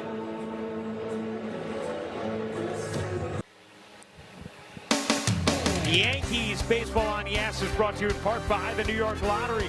Play today and start imagining your win. And by Hyundai. Hyundai gives you America's best warranty on every new vehicle. Visit Hyundai.com for more information. Well, a sticky situation here as Will Warren departs following the catcher's interference. It's first and second, 1 out. And Brent Hedrick in for the Yankees. 8 consecutive scoreless appearances for Hedrick. Yankees protecting a 4-3 lead. It's the lefty, Chase DeLauder up. And he takes ball 1. Put that catcher's interference under the, I've never seen that before. Yeah. Yep. See something new every day. David, that's why I was actually, we were trying to quick get clarification if it would be catcher's interference just on the body part prior to catching the ball, which of course it makes sense, because if a catcher took the glove and hit your arm before you swung, even if they weren't hitting the bat, that would interfere with your swing. But I think, yeah, a little interpretation. If it did interfere with the swing, then maybe. But that, he's just trying to catch the baseball. Right. Very true. In that case, it had nothing to do with swinging. Had nothing to do with nothing.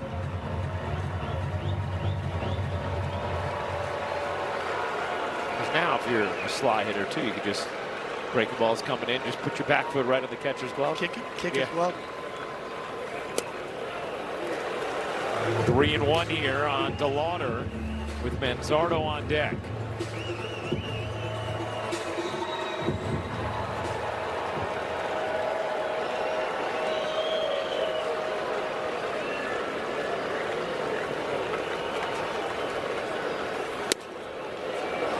There's a strike. Remember, Cleveland is out of challenges for the remainder of this game. You can see it on our score bug right next to the Red Sea, where neither of those are illuminated.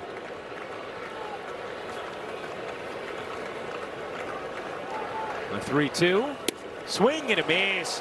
What a big bounce back there from Edrick. 2 down. Yeah, a great comeback. Lefty on lefty. Here it is. Hedrick has confidence in his fastball. He's not afraid to throw it over the plate. Got it done. And they'll send the pinch hitter, the righty Rhys Hoskins, up for Manzardo, who had been on base twice tonight against the righty Warren. Cleveland has more advantages, more at-bats with a platoon advantage than any other team in the majors, meaning righty against lefty or lefty against righty.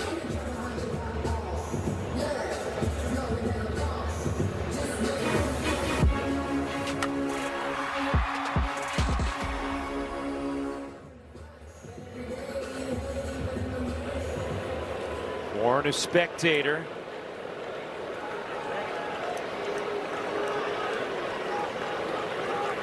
As Hoskins swings and misses.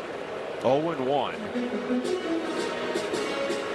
We have Rocchio at second and Ramirez leading off first. The Yankees a 4-3 lead, bottom of the 5th. 1-1 on Hoskins.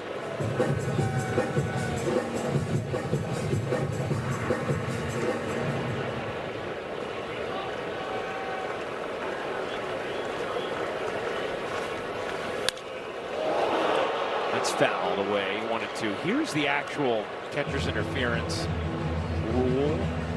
The batter becomes a runner and is entitled to first base without liability to be put out when the catcher or any fielder interferes with him. I mean, it's very vague wording. I saw no interference.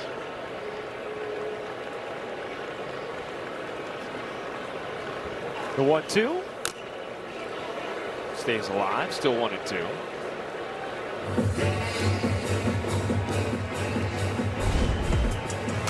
Bullpen budget is brought to you by Citizens. Make sense of your money with Citizens. And you see the Yankees, well, they used 4 relievers yesterday. They all were efficient, all were effective. Should have plenty of options in that pen. Pop foul into the seats. And still 1-2.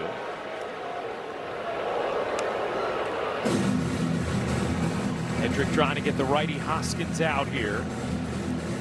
Pinch hitting for Manzardo. Blackburn up in the Yankee pen.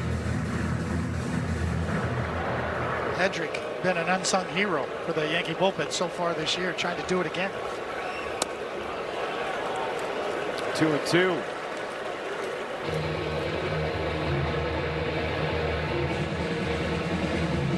His best feature is he's fearless out there. Generally throws a lot of strikes. Trust his stuff. Popped up off first. Rice there. Inning over. What a job by Brent Hedrick coming in and getting out of it. Will Warren relieved. The Yankees hold the 4-3 lead into the 6th. Hey everybody, Justin Shackle with your Audi update. Blue Jays and Phillies, top 2, 1 on, 2 outs. Adolis Garcia facing Patrick Corbin and unloading the slider deep to left center field into the seats. 2-run shot for Garcia, his 7th home run of the season. The Phillies are up 5-1 in the top of the 5th, Ryan. All right, thank you very much, Shaq. Taking a look around the majors. How about the Cubs? Just fell off the map after a great start. They've lost 20-27. Tarik Skubal on his way back and 5 scoreless in his first rehab game. And Yordan Alvarez having a huge season, and he's been piping out of late. 383, 7 homers, 17 ribbies in his last 13 games. Colin Holderman, the new pitcher for the Guardians. Facing Bellinger, swinging and fouls it back, 0-1. Let me get this straight. Skubal had surgery on May 6th, and he threw 5 innings yesterday or today. Crazy. First start back from surgery, throws 5 innings. It's old school. Yeah.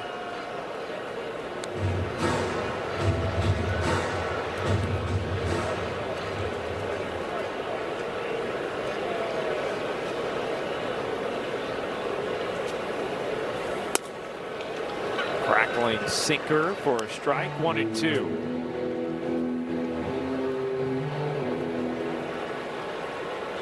Holderman's ERA down to 1.96. Really strong ground ball percentage, has allowed just 1 homer in 23 innings. Signed just a 1-year, $1.5 million deal in December, but now Stephen Vogt says he has pitched himself into being a leverage guy. The proverbial circle of trust every manager relishes. Rolled weakly to second. Lozana, 1 out. Hey, make your favorite players all-stars. Scan the QR code to cast your 2026 Konami eBaseball MLB All-Star ballot daily, or visit MLB.com/vote.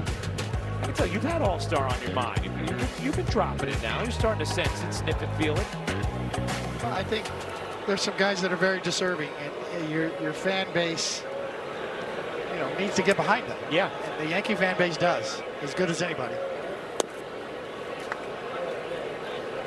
Especially when you have a young upstart, stars like the Yankees do. Cam Schlittler on the mound, a candidate to maybe start the All-Star game, certainly make the team. Even Will Warren. And of course, Ben Rice at first and Bellinger at left. Bellinger's a veteran and former MVP. He's well known, but Ben Rice, he's serving notice right now.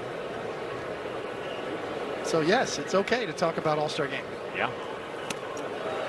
1-2 on Jazz.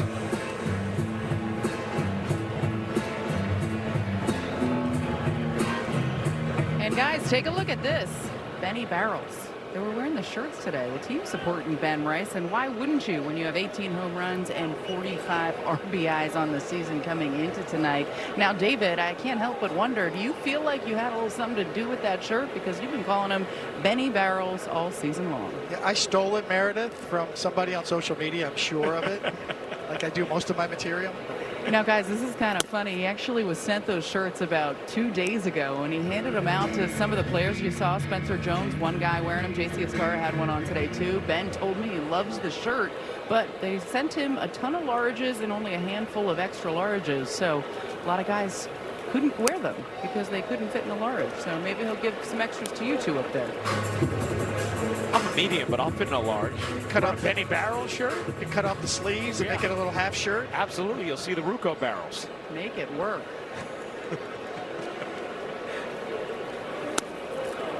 Jazz able to hold up and works the walk here with 1 out in the 6th. Remember the Coney's Speakeasy shirt? I do. Yeah, I still wear that one a lot. Still looking to open one. I'll gladly attend. Here's Spencer Jones. You know the first career homer is in there with his power. waiting on that. Had a double for his first career extra base hit the other day in his 3-hit performance against the Red Sox. 15 strikeouts though in 33 plate appearances. That's the concerning downside of the offense for Spencer Jones. Yeah, there's no doubt. The homers need to go up. The strikeouts need to go down. He does have a good eye. He does see a lot of pitches, does walk a lot. So if he's going to be a 3 true outcome guy, you got to see all 3 outcomes. 2-0. Fouled away, 2-1.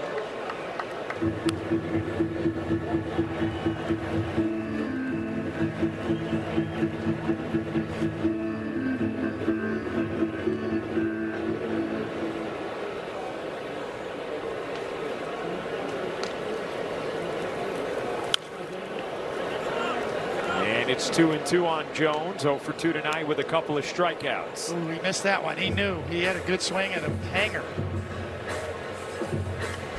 If you're looking for your first major league home run, this is what you want. That pitch right there. Oh.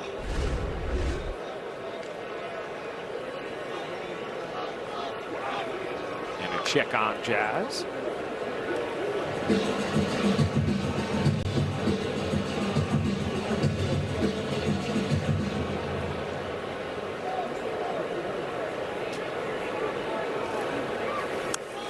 Foul straight back. 97-mile-an-hour heater. Jones lost the helmet momentarily. Still 2-2. That is some bad speed. I mean, there's no two ways about it. He's unbelievably athletic. We pointed out, yeah, the strikeout rate and everything. The talent, wow. The 2-2. And did he go? He did not. Boy, looked like he might have. It was almost a late check swing. Close. Yeah, I mean, new school, definitely not a swing. Old school, different story.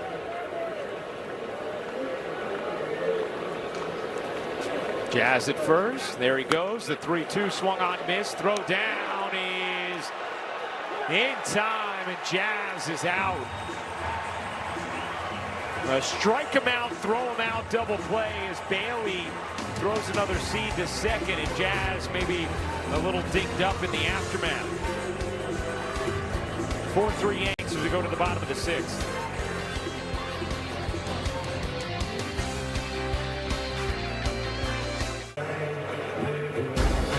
The Yankees return to prime tomorrow to take on the Guardians. Don't miss a minute of the Yankees beginning at 6, only on Prime.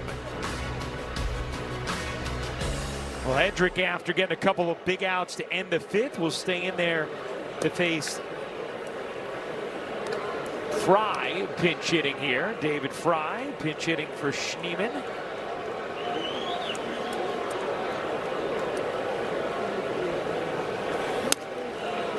And 2-0.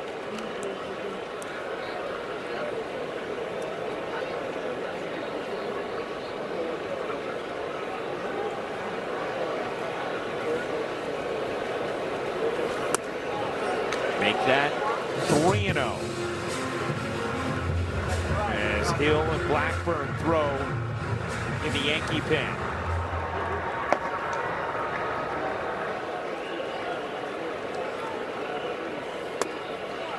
That misses as well. A 4-pitch walk issued by Hedrick to begin the 6th. And now Aaron Boone will come and get Hedrick. So gave him the one batter. Forced the change from Schneemann to Fry, but Hedrick unable to get him. So the Yankees will go to the bullpen, will step aside. 6th inning, and the Yankees with a 4-3 lead.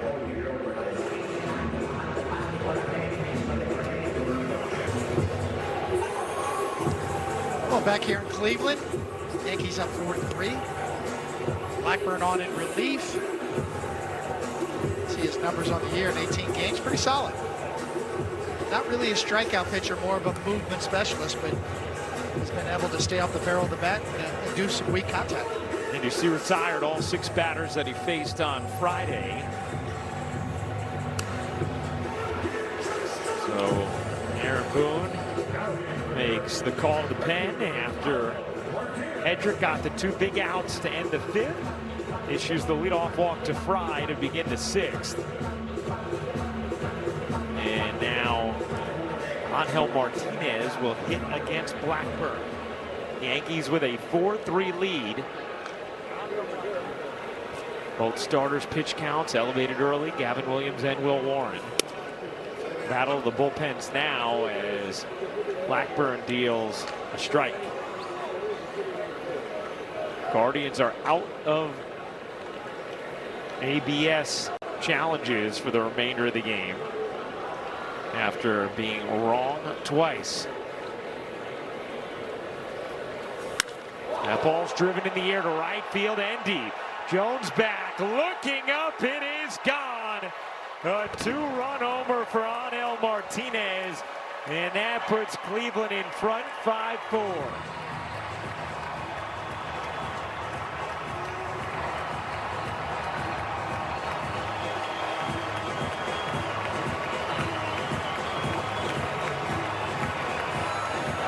Sometimes it can happen that fast. The life of a relief pitcher. Do or die right now. Martinez got the helmet on, slapping high fives. A back and forth game so far tonight. Yankees jumped out to a 3-0 lead. Guardians tied it at 3. Ryan McMahon homer made it 4-3, and now it's Cleveland who swings in front. Trying to get that cutter in, and it just took a seat. Pulled up a chair, and Martinez knew it right off the bat. 10th home run for Martinez in his 3rd big league season.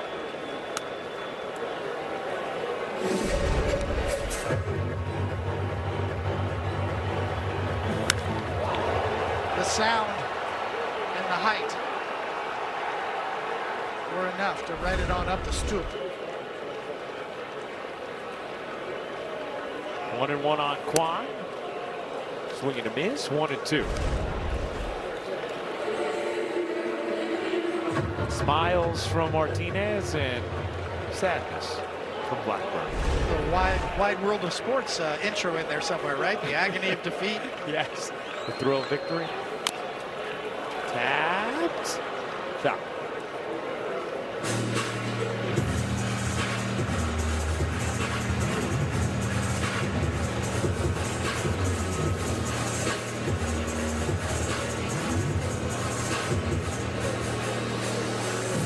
The life of a manager trying to piece together a game when your starter's out after 5. Yeah. Yankees have been spoiled from their starting rotation so far this year. The pen has been better of late. Faltering here in the 6th.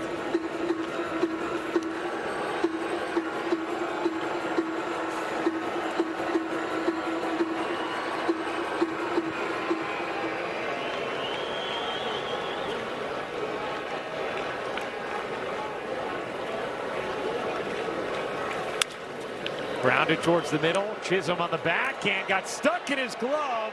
Still able to make the throw. A rocket across the diamond from Chisholm for the out. Another look. Got it. Thought he dropped it. He didn't. He had it the whole time.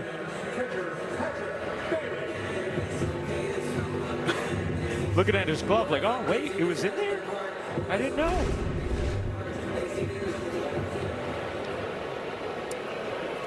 Big out there as Kwan held off the bases. Here's Patrick Bailey, who has doubled and scored tonight. He's also thrown out 2 runners attempting to steal.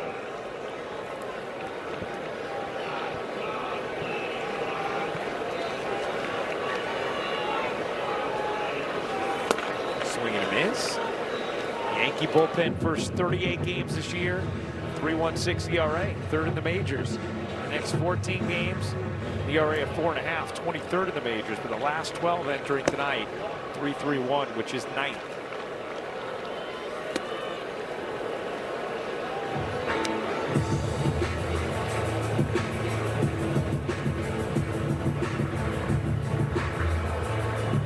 Yarbrough up in the Yankee pen now. Certainly some anticipation for Carlos Legrand as well, and when he might become part of the pen with this transition happening in the minors. Yeah, among other power arms down there. Yeah. Went around, strike 3, and Bailey down on strikes, 2 away.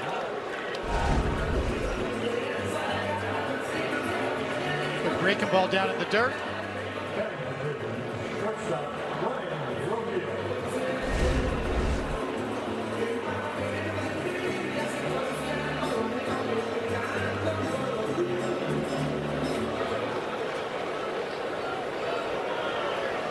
Here's Rocchio.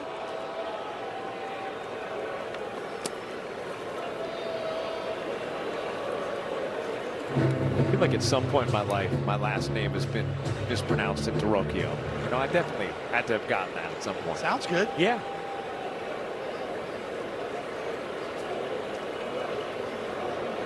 The 1-0. Hit hard. Oh, Jazz got a glove on it, nothing more. It'll trickle behind second for a base hit. Big turn from Rocchio. And just got back in time as Caballero flung it over. Well, it was interesting because Rocchio, first of all, hits the ball hard.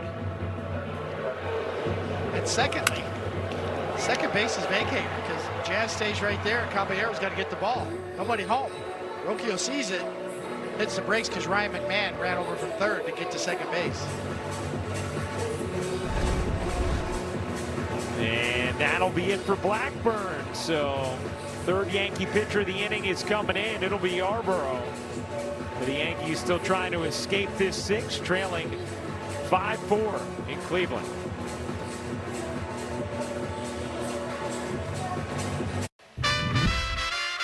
Justin, it's time for... How about that? Yeah, Travis Bazzana, as a child, said if he could not play Major League Baseball, he wanted to do nothing else. When he moved from Australia to attend Oregon State, his dad packed 5 pounds of Tim Tams and 3 cans of Milo to ensure he had a taste of home.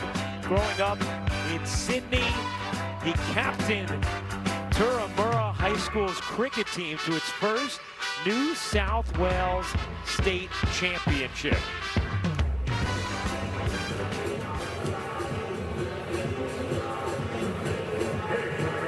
How about that? Tim Tams, huh? Tim Tams, I guess so. I got to look that up. Yeah. Justin, our audio man, making sure you get to hear Mel Allen's. How about that? Here is Bazzana with the runner on first and 2 down. And the Yankees turning to Yarbrough. Trailing 5-4. It's been a long bottom of the 6th.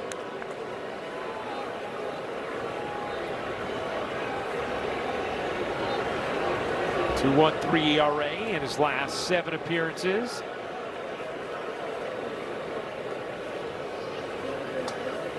Way outside, 1-1. Tim Tams are chocolate biscuits. That sounds great. They look good.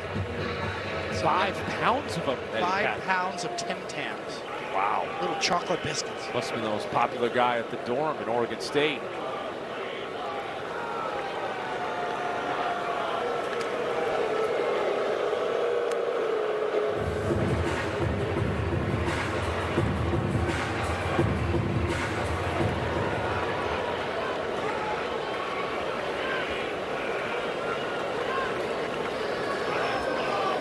Back in black.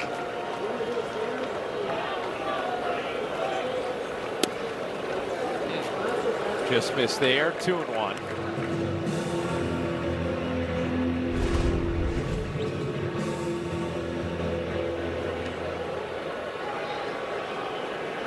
Just a little bit low. The 2-1 runner going, and the pitch fouled away.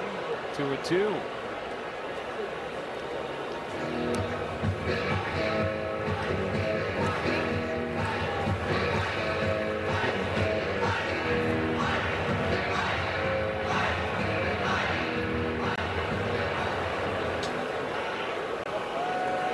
Bazana, the first overall pick in 2024. Number 22 prospect in the majors. And the count is full on Bazana.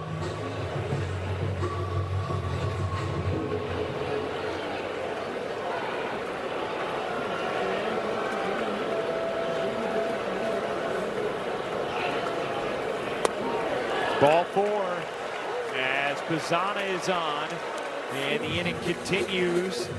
First and second, and 2 out. And now you have to deal with Jose Ramirez.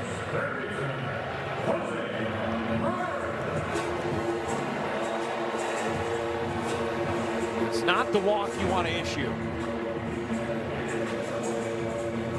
Ramirez 1 for 3 tonight. But he has been much stronger this season against left-handed pitching. 323 batting average, an OPS over 1,000. Compared to a 200 batting average and a 672 OPS against righties.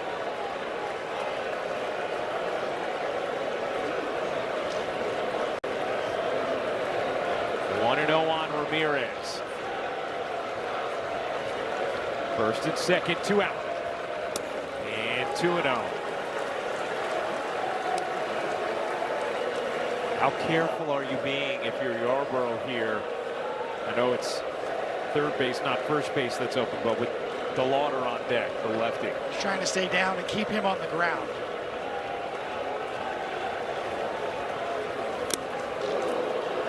Swinging a tip into the glove on the cutter. 2-1. It's a fine line. You have to throw strikes. You don't want to live up there with 88. The 2-1. Got a call. And it's 2-2.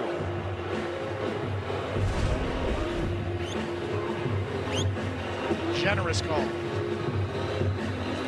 Oh, wow. Quite generous. But the Guardians out of challenges. The look on Vogt's face tells you everything. Yep. No ABS challenges left for Cleveland. Pickoff attempt at second. And getting back is Rocchio.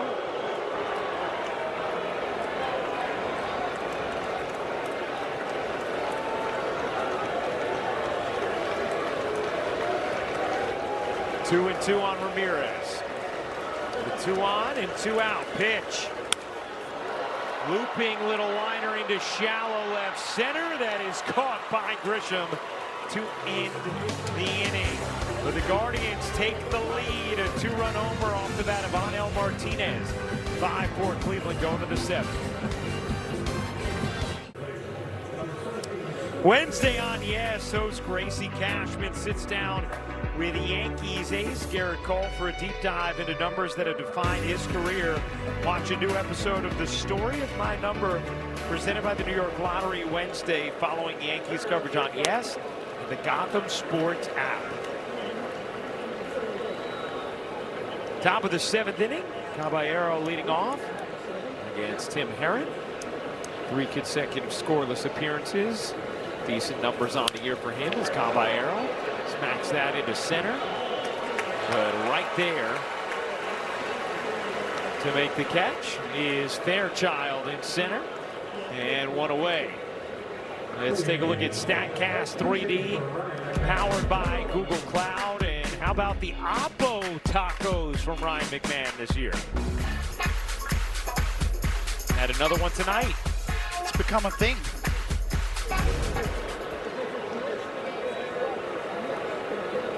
And Anthony Volpe will pinch hit here for McMahon.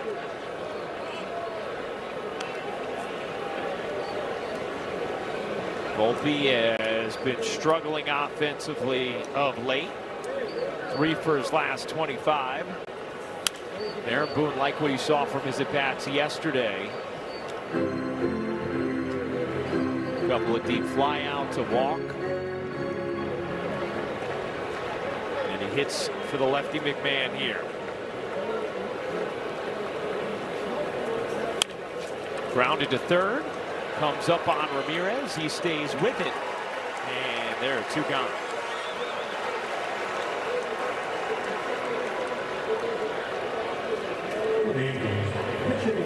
And pinch hitting for Escara will be Ahmed Rosario.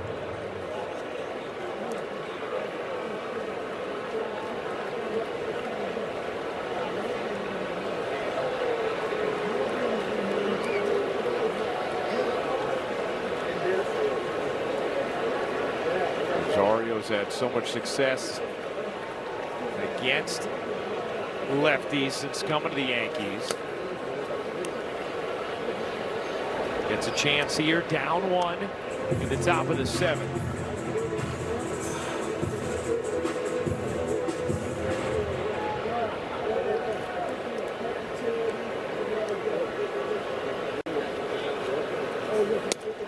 Takes a strike there.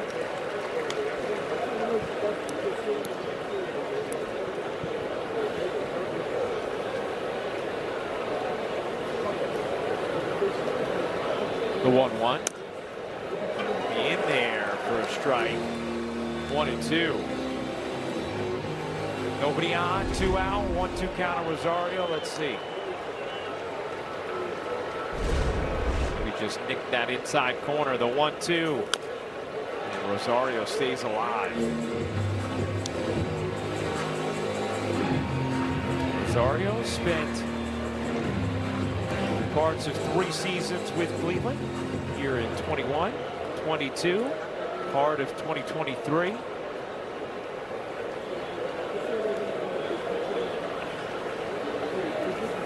Swing and a miss. Down on strikes. So 1, 2, 3 go the Yankees in the 7th. We go to the bottom of the frame with Cleveland leading 5-4. It's Justin and Jack with your Ford Studio update, and Jack, Will Warren pretty erratic tonight, only going to 4 1/3. Now it's up to the bullpens. Yeah, we talked so much about his consistency on our pregame, but when your starting pitcher only gives you 13 outs, you got to get a lot of outs out of the bullpen, and Boone goes to Blackburn in the 6th inning. Martinez's 2-run homer is the difference right now. Yankee bullpen needs to hold the Guardians down, but the offense needs to do something also. Yeah, we'll see if the offense can come back. Jack and I have you on the post game. For now, we go back to the guys in the booth in Cleveland. All right, thank you very much, fellas. Taking a look at the game summary. 4-4-2 for the Yanks, 5-5-2 for Cleveland. As the fellas just talked about, short outing from Will Warren. Paul Goldschmidt got it started for the Yankees with a 2-run homer right now. Angel Martinez's 2-run shot is the difference. Here's DeLauder. A couple of hopper to short on the backhand. Anthony Volpe now manning the position, makes the play for the out.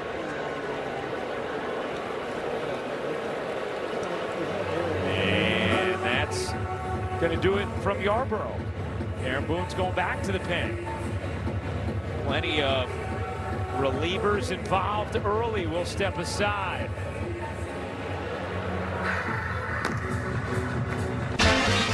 All right, it's time to pay off Name That Yankee. Started his career with the Yanks, went to Cleveland, then St. Louis, 105 wins. Your former teammate, David? Jake Westbrook. Wow, Jake Westbrook, great pull. He's a good pitcher. He had a nice little run there, had some arm injuries, but we knew right then, he's only 22 years old here. Good sinker. I knew, he's gonna hate, this kid's gonna have a chance, just for the little I saw him, and when he came here in Cleveland, he was good here. Some good Cleveland teams. Part of the couple of big trades, right? Acquired from the Expos with Ted Lilly for Hideki Arabu, and then was traded to Cleveland for David Justice, who proved to be critical for your 2000 team. Maybe the best deadline trade Brian Cashman ever made. David Justice hit like 20 home runs after the trade that year. Remember David's home run in the ALCS and Michael's call, get your tokens ready. Here's Jake Bird. It's one of those trades that ended up working out for both teams. Yeah. Jake Westbrook became a nice pitcher for the Indians. Of course, David Justice, the big reason why we won in 2000. David Justice, who once trucked me at home plate in a Yes ad when I was an intern, acting as the catcher behind the plate. Our Yes softball famous promo. So Caballero at third, Volpe at short, and Sanchez now behind the plate.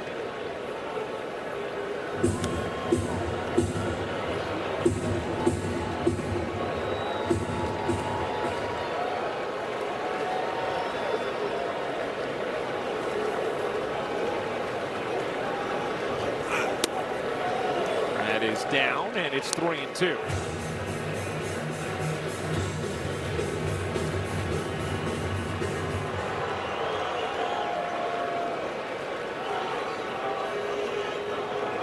The 3-2.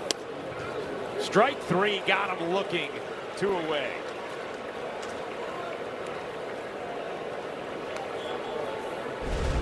When you face Jake Bird, you got to be looking for that big breaking ball. Sometimes you don't. But when you're looking for it, that's when you take a fastball down the middle.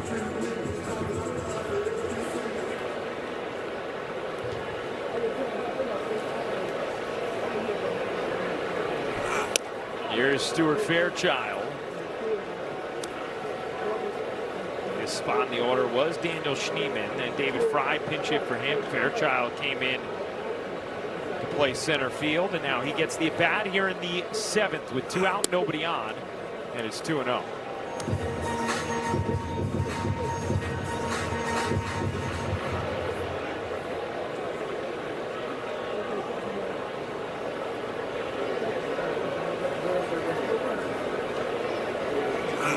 Swing and a miss, 2-1.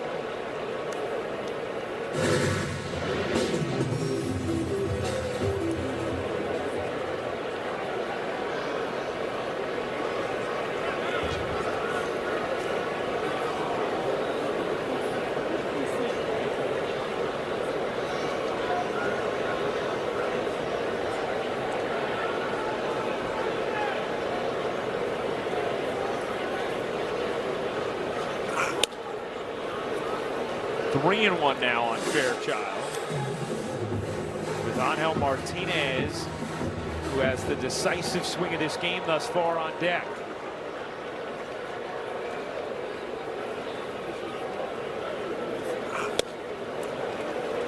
Good sinker there, and the count is full.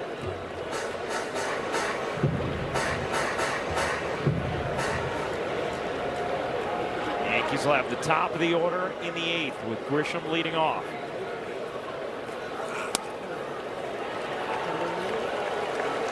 Missed high, and that will give Martinez an at bat here in the 7th. Second walk in front of Martinez tonight. The last one was right before the 2-run homer that put Cleveland in front.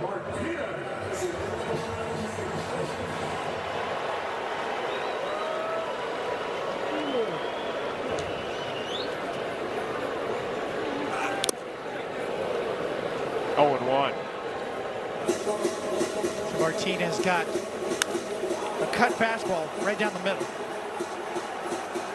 and barreled it up.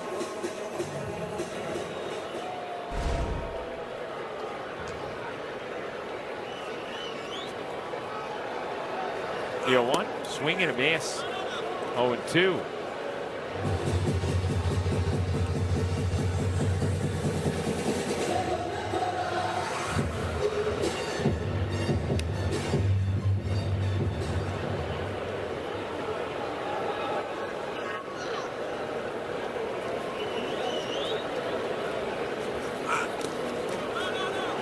Blocked nicely by Sanchez. 1-2.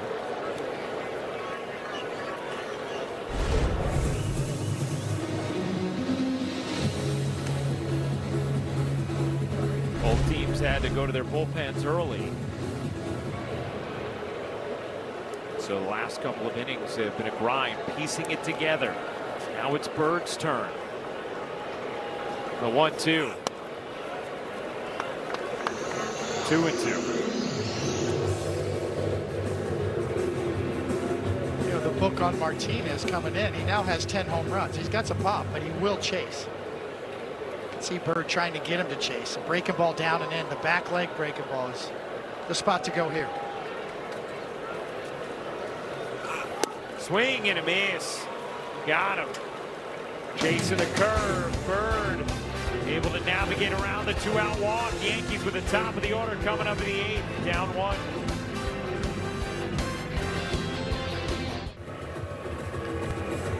Hey fans, the next game on Yes, Wednesday afternoon as the Yankees and Guardians wrap up this 3-game set here at Progressive Field. Pre-game coverage starts at 12:30 with first pitch scheduled for 1:10 on Yes and the Gotham Sports app.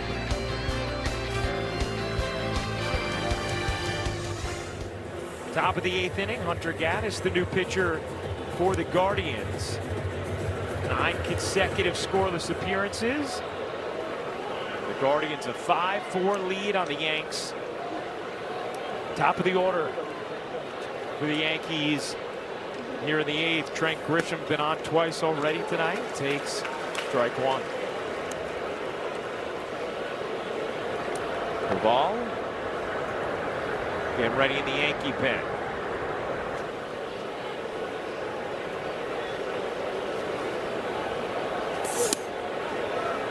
It was a short start for Will Warren, so the Yankees have been cycling through their relievers.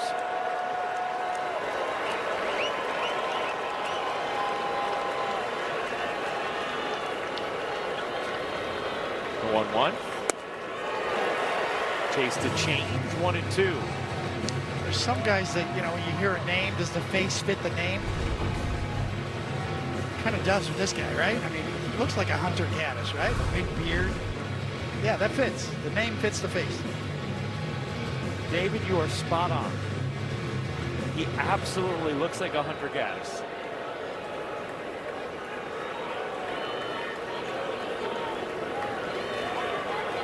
The 1-2 in the dirt. It's 2-2 on Grisham. Rice on deck. Goldschmidt to follow him. Yankees looking for some more 8th inning magic like they had yesterday at the stadium.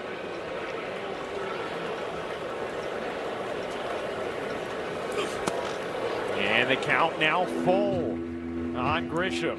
Good take right there by Grisham. Again.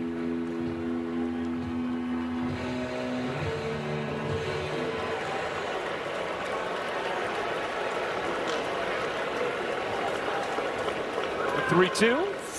Grisham lines a base hit into left. Trent Grisham on for a 3rd time tonight. And the tying run on base here in the 8th. Just a professional at bat against a tough reliever. Took some tough pitches, fights one off, and gets rewarded. Wait, wait, wait. Muscle it off. Get off of me. Take the hit. And after a slow start, as far as results go at least for Grisham this season, he is really put it together. Here's Rice. Taps it foul.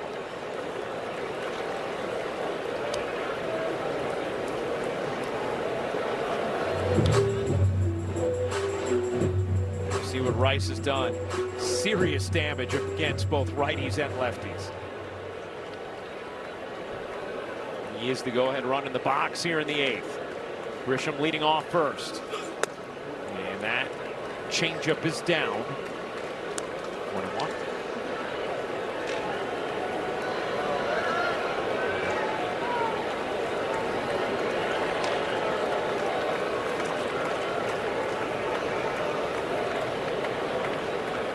The 1-1. And it's 2-1 on Rice. Just spit on that slider. Not a second of hesitation, knowing exactly where that one was headed. We talked about it earlier, David, how Rice has put himself in a lot of good counts this season. Here's the 2-1. Swing and a miss. That time went after the slider. Gaddis has got a good one.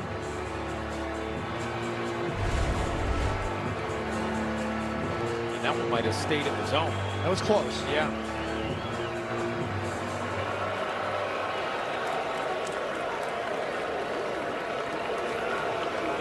Grisham leads off first. Here comes the 2-2. Hammered foul. It's still 2-2. The big debate now you're seeing, online, social media, Yankee universe. Should Benrice be catching? Now that, Wells is out. Maybe he could just be the everyday catcher. No, I would sneak down there and hide his catcher's gear from him. He's too valuable as a hitter. The 2-2. Rice stays alive again. We've seen Austin Wells just get beaten up back there. Yes. Catchers, their hands, their thumbs, their knees, every part of their body gets beaten up. You catch. I vote no. I totally agree, David. You don't want to do anything to mess with what's going on right now with Benrice at the plate. The 2-2. Rice lifts that into right field, a base hit. Grisham will head to third, and the Yankees are set up first and third, nobody out here in the 8th. Good at bat, good adjustment. Swung over the slider previously. Gets an off-speed pitch and stays on it. Looked like more of a changeup from Gaddis. And look at that long. You talk about long through the zone. Keep the bat in the zone longer. That's a prime example of it right there.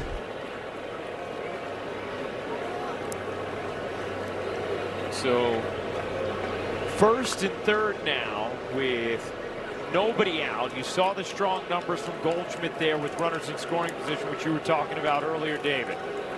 Yankees down 1 here in the 8th.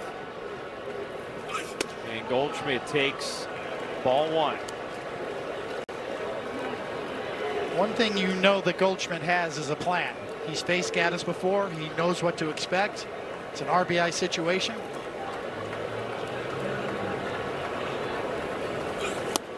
High and in, nearly clipped Goldschmidt. It's 2-0. Here was Goldschmidt in the first.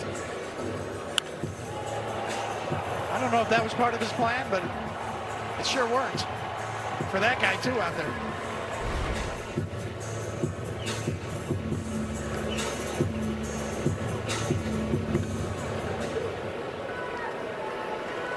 Yankees 0 for 5 with runners in scoring position tonight.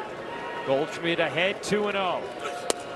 And he takes ball 3. 3-0 on Goldschmidt with Bellinger waiting on deck. This is what you call aggressive but selective. He's aggressive, but no, still selective at the same time. The 3-0. Goldschmidt swinging, taps it up the middle, could be 2. On to second 1. Goldschmidt beats it out. The run scores to tie the game at 5. As Goldschmidt swinging 3-0. Hit a weak tapper up the middle, but does score the run to tie it. Indeed, that was a really difficult double play to turn. And Goldie on 3-0 just kind of tries to pull that outside pitch, but he's getting it down the line. That's all he's got, and it was enough. And now, the Yankees will pinch run for Goldschmidt. Number 13, next, With Schumann. As the go-ahead run. Of course, when you pinch run in a situation like this, though, for a hitter like Goldschmidt, possibility of that spot in the order coming up again remains fairly high. It's an excellent point in a tie game right now.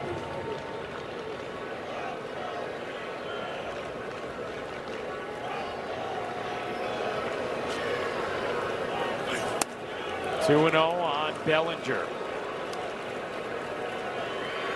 And the Yankees now have completely emptied the bench.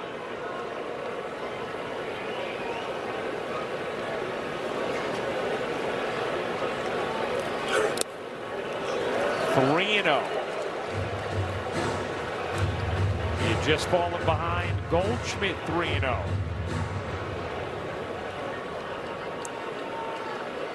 Smith up in the Cleveland pen. Here's the 3-0. One's pumped in there for a strike. Bellinger taking 3-1.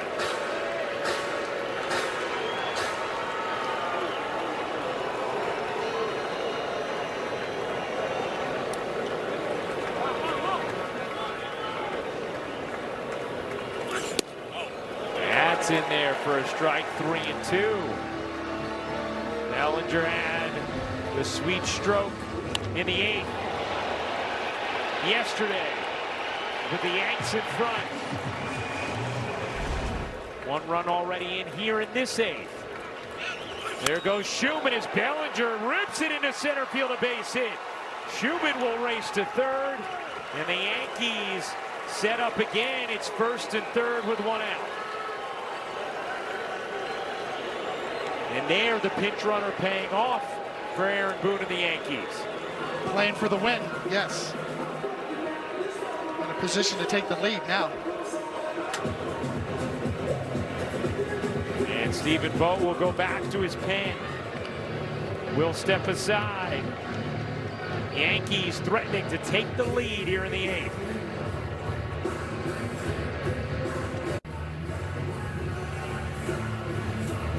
Five game, first and third, 1 out for the Yanks. All-State good hands replay. Cody Bellinger with the good hands on this swing, David. Good hands lead to a bullet right back up the box. That swing puts the Yankees in a position to take the lead in this ballgame. So a single from Grisham, a single from Rice, a RBI fielder's choice from Goldschmidt. Schumann running on the pitch on the Bellinger single, and now first and third, 1 out. Jazz up, infield in. 5-5 game, top 8. And Smith, the new pitcher, deals ball 1. Cade Smith leads the majors with 21 saves. Obviously not a save situation here. Chisholm up the middle. What a stop! Right at the bag, tags it, and goes to first. An incredible play from Rocchio to end the inning. Keeps the Yankees' 6th run off the board with a fantastic stop and stab on the bag.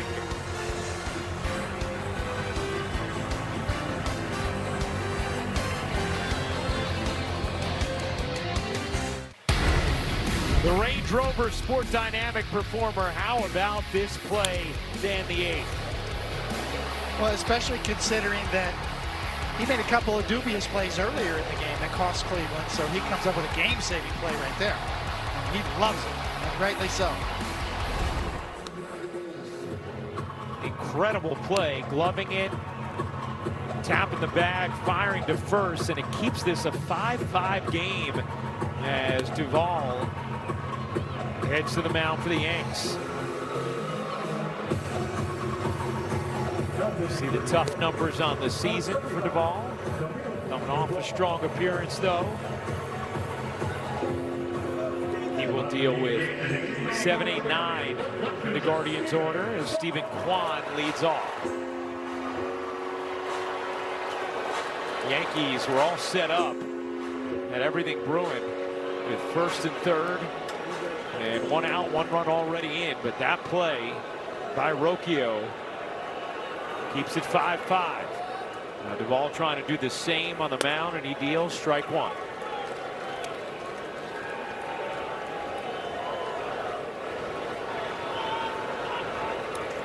It's the best sound I could ever hear right there.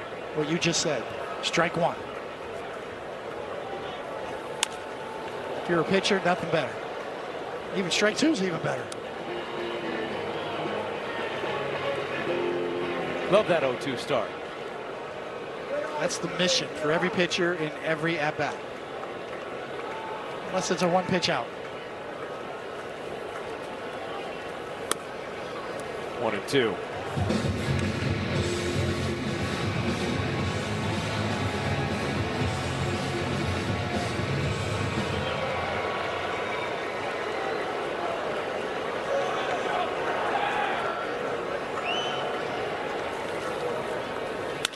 Grounded to second. Jazz fields a tough hop. One down. Hey, this copyrighted telecast is presented by authority of the New York Yankees. It may not be reproduced or retransmitted in any form, but the accounts and descriptions of this game may not be disseminated without the express written consent of the New York Yankees.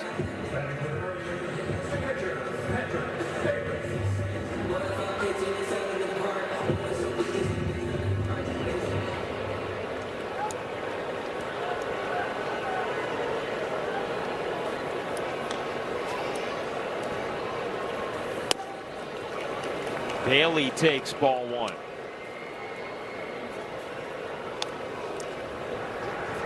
The usual suspects. Yep.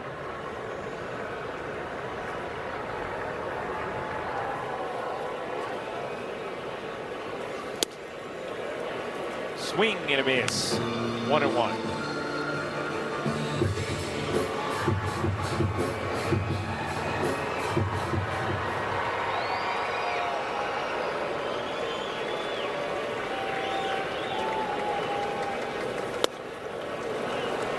One and two now.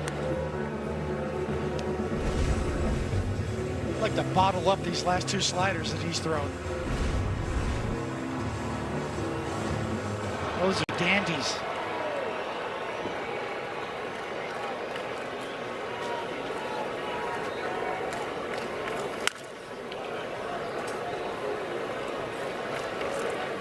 Bailey.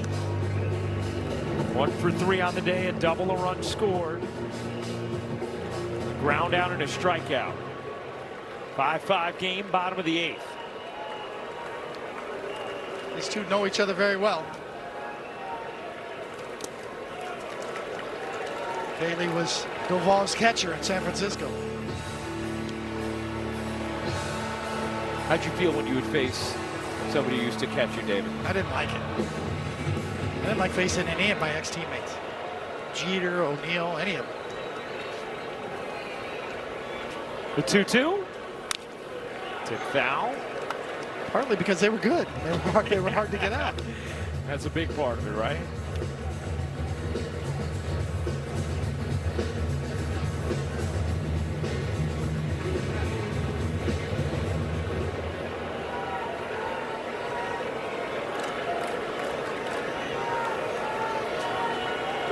The 2-2.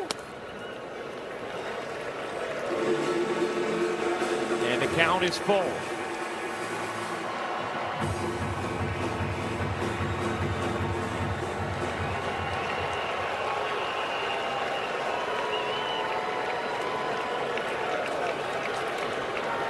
The ball's payoff to Bailey. Rolled slowly to the right side. And Rice tips it into right field. That was going to be a tough play if it made it to Jazz, but Rice gave him no chance with that dive. Well, it's instinct. You're playing way back as a first baseman, and your first instinct is to go get it. See, Duvall's late, breaking as well. And that was Rice's idea, was just react, go get it. If Jazz fields it, it would have been, I don't know, really tough chance, to your point. Yes. Because Duvall was hesitant to break the first. Here's Rocchio, who's the reason why this game is still tied at 5. His sensational double play to end the 8th and keep the Yankees from scoring that 6th run. He takes all one.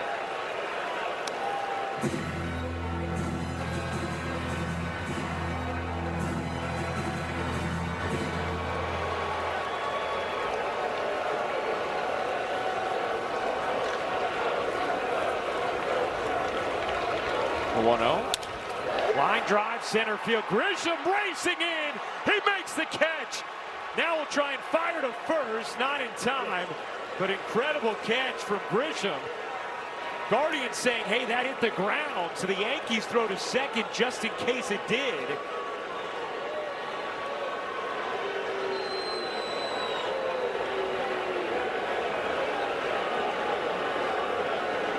Stephen Vogt looking for clarification. And now here's the thing. Had Grisham just fired into second rather than first, might have been getting him out regardless of a trap. Cleveland is challenging. It was not a catch. All right.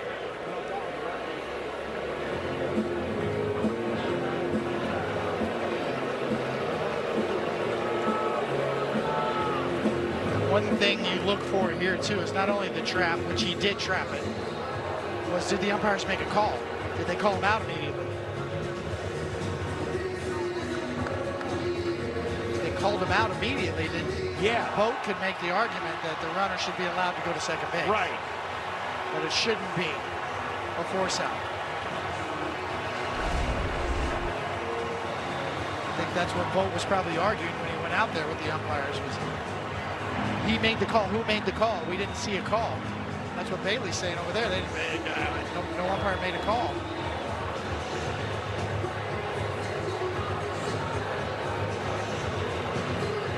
So a lot to unpack here.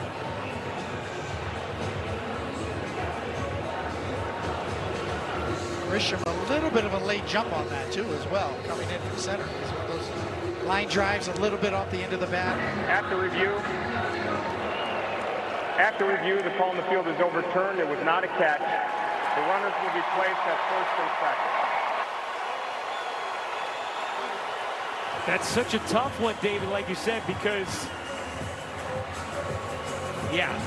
it was ruled a catch, runner goes back.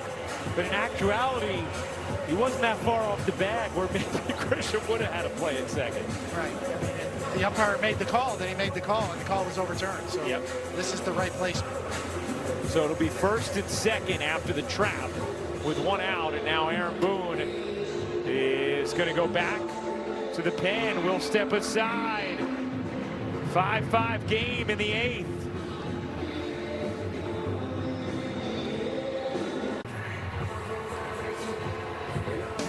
Fans, stay tuned for tonight's WB Mason Yankees postgame as Justin Shackle and Jack Curry are in the studio with highlights and analysis. Meredith Marakovitz gets player interviews in the clubhouse. And hear from Aaron Boone on the Manager's Report, all coming up next on Yes and the Gotham Sports app.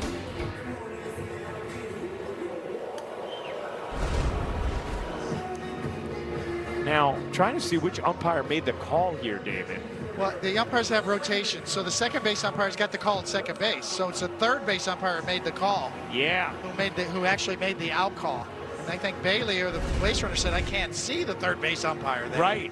That's why the second base umpire, that's who he picks up to see if it's out, if he's called out or not. Because he said Bailey's halfway trying to read the umpire. You can't look over to the third base umpire at that point.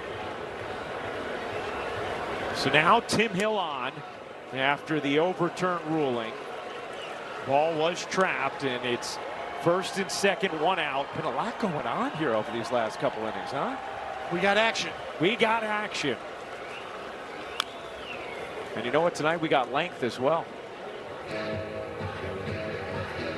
Teams both had to get into the bullpen early, and it has grinded to the halt since, with a little bit of drama seemingly in every half inning.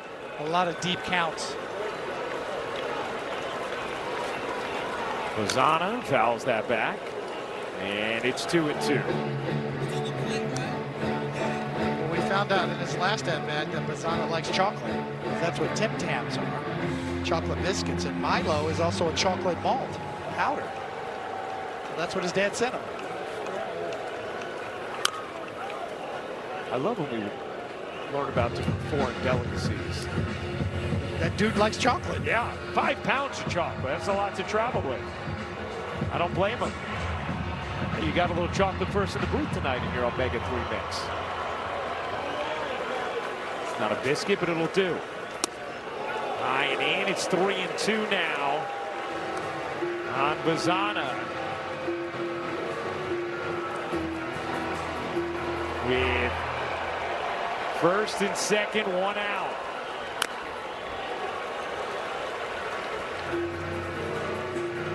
We've seen Tim Hill kind of toy with a slider nowadays over his last few outings to mix one in, especially against lefties for a strikeout. Not sure if he wants to do it here, 3-2 or not, but it is in his bag. Popped up. Went with the sinker. Gets the pop-up. Infield fly called. Catch made. And Hill 1 out away from escaping.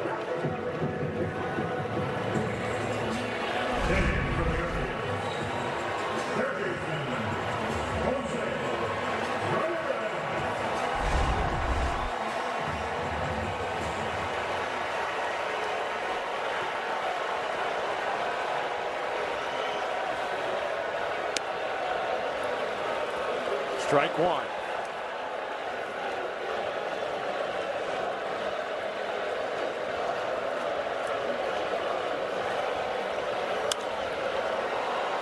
Fly ball, right field. Jones over. Jones then tracks it back in play and makes the catch for the final out of the 8th.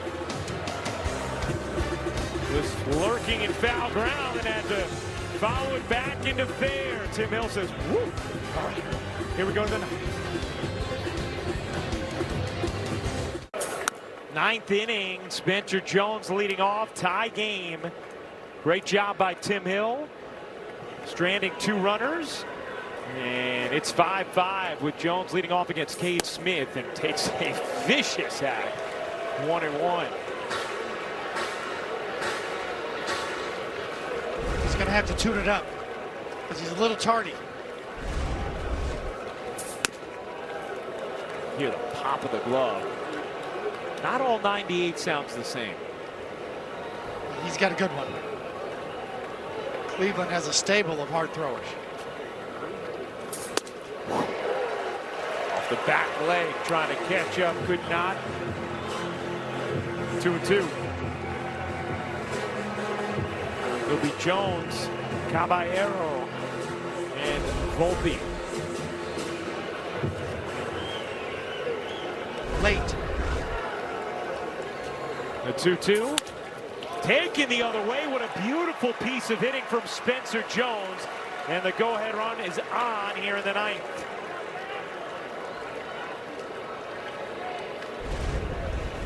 Watch where this one is down. The other 2 were up, belt, just above the belt. The difference in location. All the difference in the world.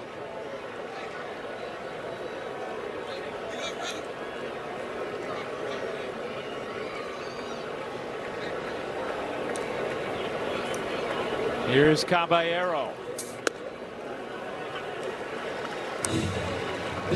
Takes a strike.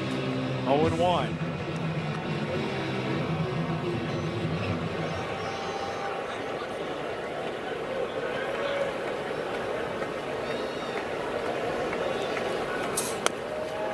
And it's 1-1. Jones, a great athlete with speed at first.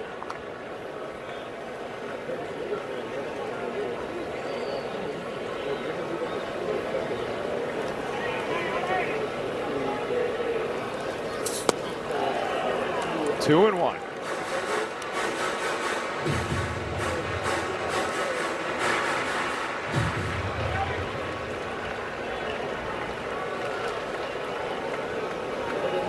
Jones leading off first.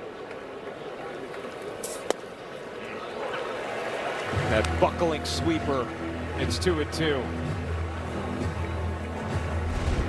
When you throw upper 90s and then you break this one off, it's going to lock you up.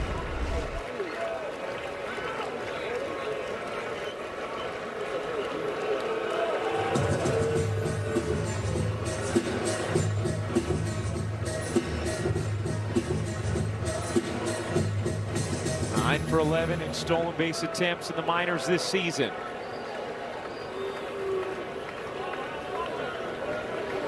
Not going, the 2-2, tap foul. Caballero stays alive. We've already seen Bailey show off his arm behind the plate tonight twice. I'd be a little gun shy too, yeah. to steal off of this guy right now. 5-5 game, top of the 9th. The 2-2, swing and a miss, got him chasing the sweeper, 1 down.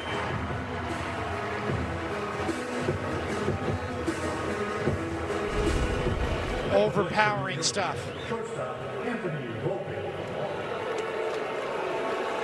Upper 90s and that kind of breaking ball on top of it. Smith has had 4 days off since last Wednesday's save in New York against the Yankees.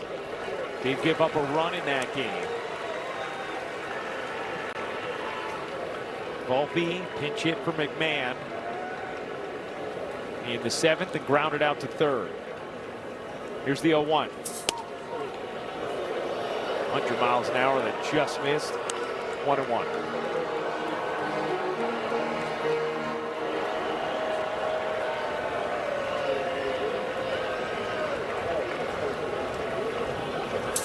Volpe, good swing there, fouls it straight back.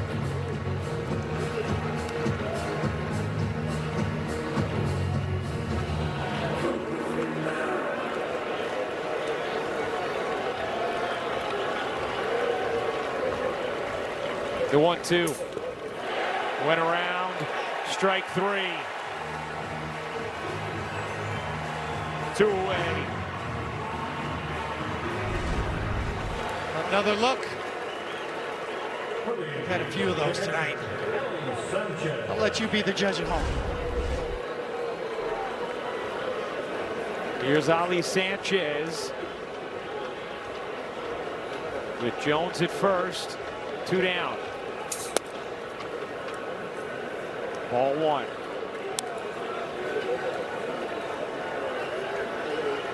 Bednar is up in the Yankee pen. He would deal with 3, 4, 5 in the Guardians order.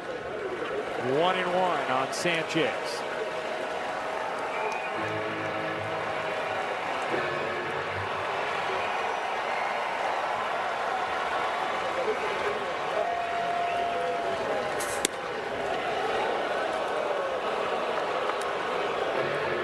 Two and 1.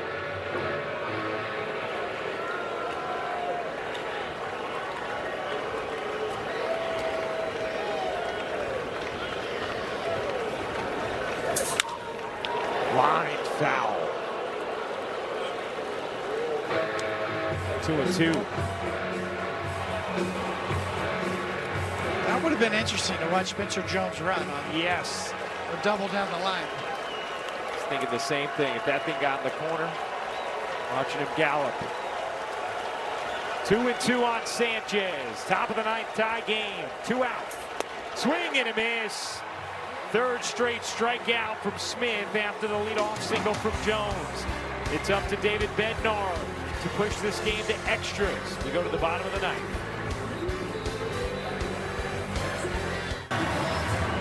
But Tim Hill stays in here in the bottom of the 9th. A 5-5 game. He will face the lefty Jace DeLauder with Bednar ready to go, and Aaron Boone calls on him. 5-5 game. Yankees got the leadoff man on in the 9th, but then 3 straight strikeouts from Smith as DeLauder tops one to second. Jazz waits, tosses, 1 away. And now Aaron Boone will call on his closer in a tie game, trying to send it to extras. Bednar will come on. What a job well done from Tim Hill. Got 2 outs with 2 on, coming on in the 8th, and now gets the leadoff batter in the 9th. Here comes Bednar.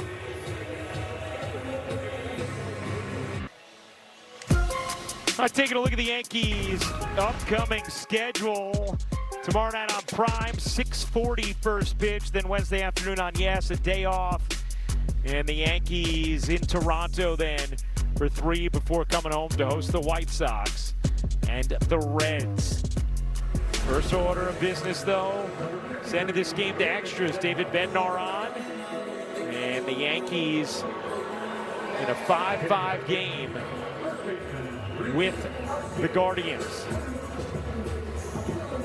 Should the Yanks be able to get to the 10th, they would have the top of their order with Grisham, Rice, but then Schumann rather than Goldschmidt after Schumann pinch ran for Goldschmidt in the 8th. Sanchez on second base is the runner. That's right. Yankees without any options on their bench. They have used up everybody.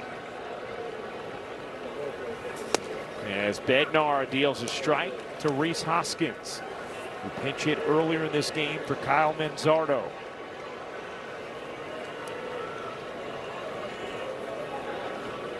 The 0-1. Swing and a miss, 0-2.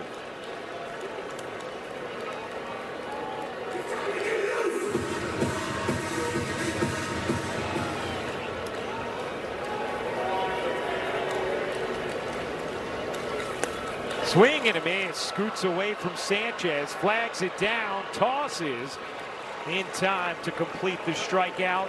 2 away. Nasty splitter.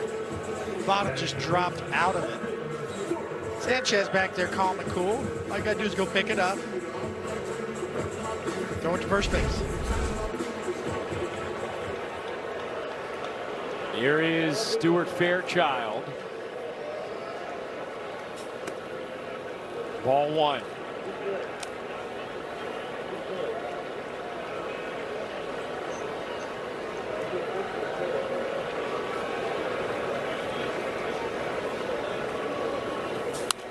Fouled straight back here. 1-1.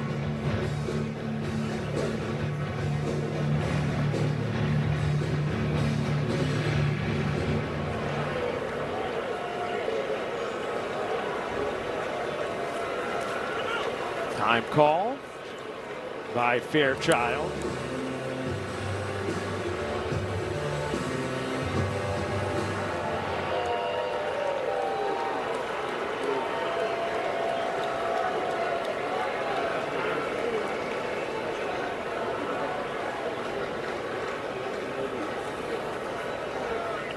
The 1-1.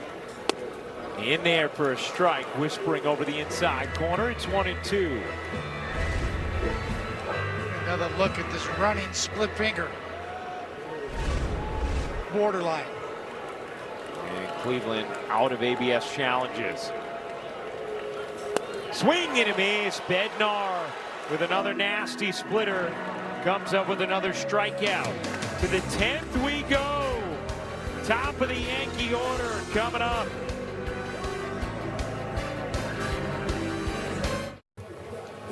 Hey fans, stay tuned for tonight's WB Mason Yankees postgame as Justin Shackle and Jack Curry in the studio with highlights and analysis.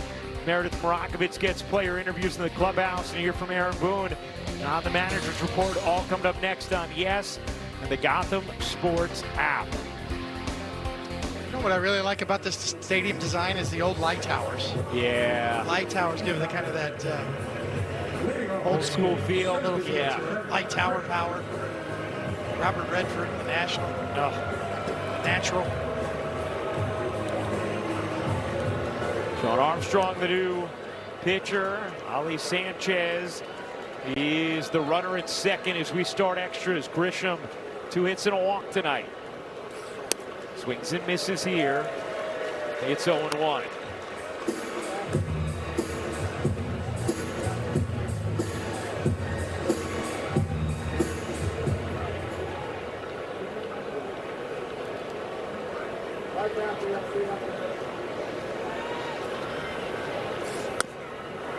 One and one.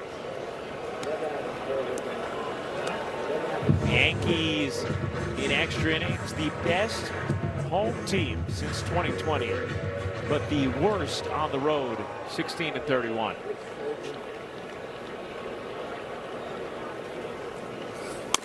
Way outside, 2-1.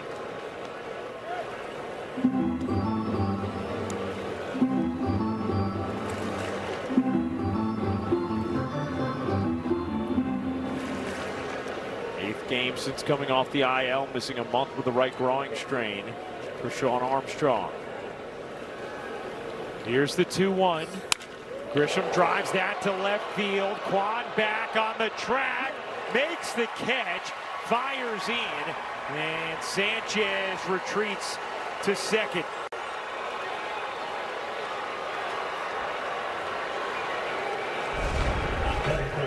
Well, another good at bat from Grisham as he drives this ball the other way. It's a tough read for Sanchez at second base. He doesn't have enough speed to go back and tag on that to a fly ball to left field, so he did the right thing halfway. And now they will intentionally walk Ben Rice and leaves it for Max Schumann. That's the only thing he can do right there. There's no way he can tag up and get to third base on a fly ball to Quan in left field. Now this is what we were talking about earlier with pinch running Schumann for Goldschmidt. Now in this tie game, it's Schumann coming up taking Goldschmidt's spot in the heart of the order.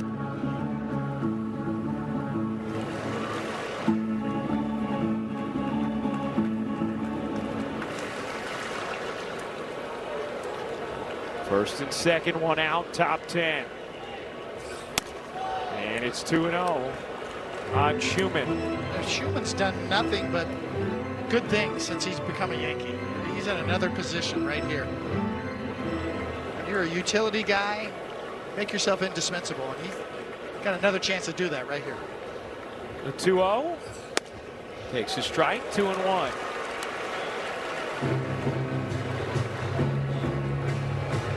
Bellinger on deck. Yeah, a lot of names that have been used up and down these rosters tonight. Schumann held up. It's 3-1. You know Armstrong does not want to load the bases for Bellinger. See what kind of pitch Schumann gets here, as he will take time. With Sanchez at second, Rice at first.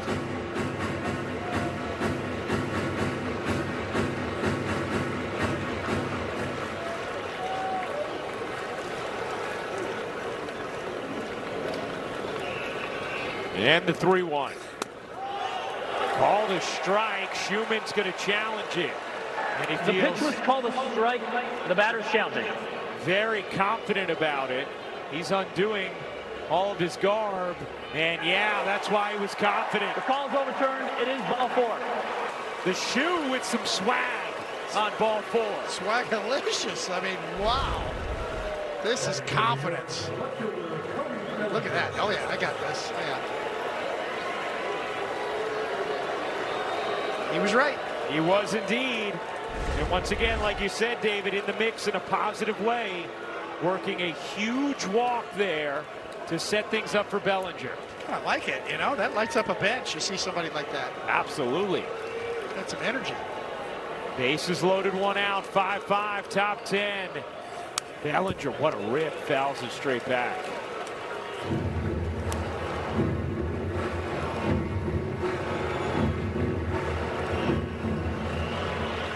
Infield in. The 0-1. 1-1 on Bellinger. They intentionally walk Rice, and then Schumann works a walk. Bases loaded. The 1-1 to Bellinger. Inside, it's 2-1.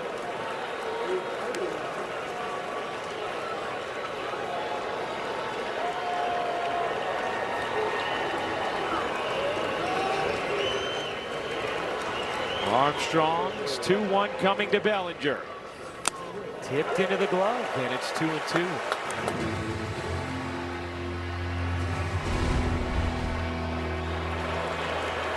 Got him to chase. The 2-2. Bellinger fights it off, just foul. Turned on it, but could not quite keep it fair. And it's still 2-2. How did he hit that pitch? Yeah, looked like it was going to hit him. And how did he almost keep it fair? That was unbelievable. Sanchez at third, Rice at second, Schumann at first. Infield in. 5-5, top 10. Another 2-2 coming. Pitch. Bellinger grounds it through into left field, a base hit. Sanchez will score. Here comes Rice. It's cut off. He will score. Out at third is Schumann, but it's a huge two-run single for Cody Bellinger. And the Yankees take a 7-5 lead. What an at-bat. By the left field, by the best left fielder in the game right here. Up and in, fouls it back. Takes one away. Slider down and in. You got the count leverage. Up and away, chases. I don't know how he hit that pitch. Off his thumbs and almost kept it fair. And then off of that, he's able to do that the other way. Just an incredible 1-2 sequence there, really the whole sequence. Bellinger again. Here's Chisholm. Showing bunt, lays it fair, and he'll be out at first to end the inning. But Bellinger comes through again. How often has he shown situationally with 2 strikes, he can come up with that big hit to all fields, and he does.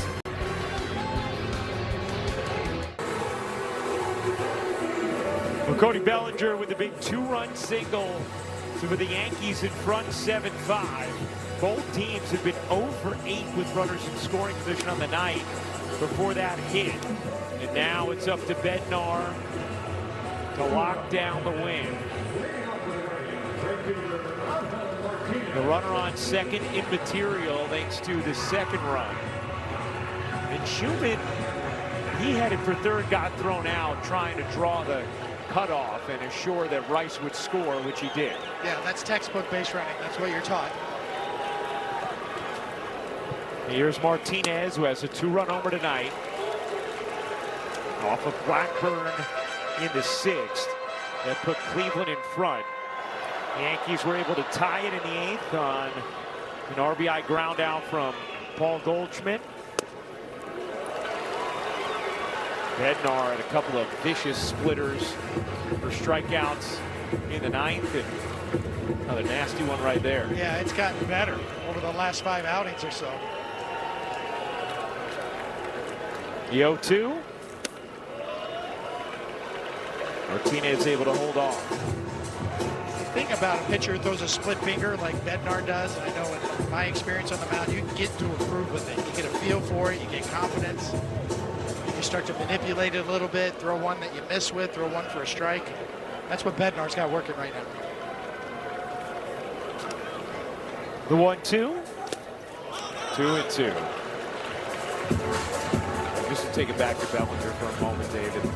It's amazing the appreciation, the depth of appreciation you have for this guy. Watching him every day. The astute approach within at bats. He grows on you, right? Yeah.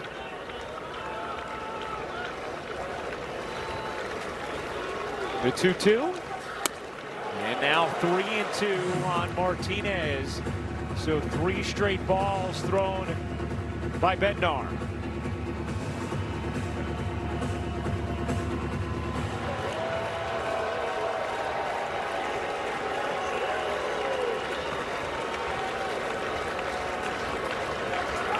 Kickoff attempt at second, and Fairchild is back. I love that. I don't think Bednar's heart was in it, but it's a good try. Volpe had the break. They had it set up. But a lot of time closers aren't comfortable, you know, those kind of plays. The payoff, ball 4. And now the tying run is on base for Cleveland.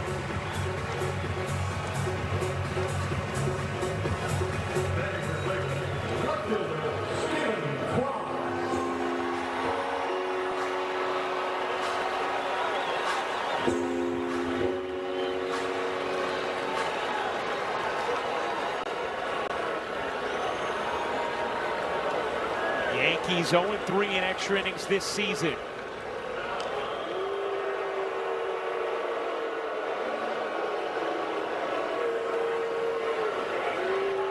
This is the 7th reliever the Yankees have used tonight, and expecting the bunt here from Kwan.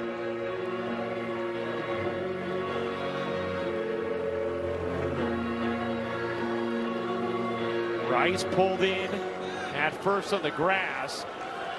The Yankees were trying to make sure they had their defensive signaling for this. Ali Sanchez behind the plate, just his 2nd game there. Kwan not showing bunt and takes ball 1.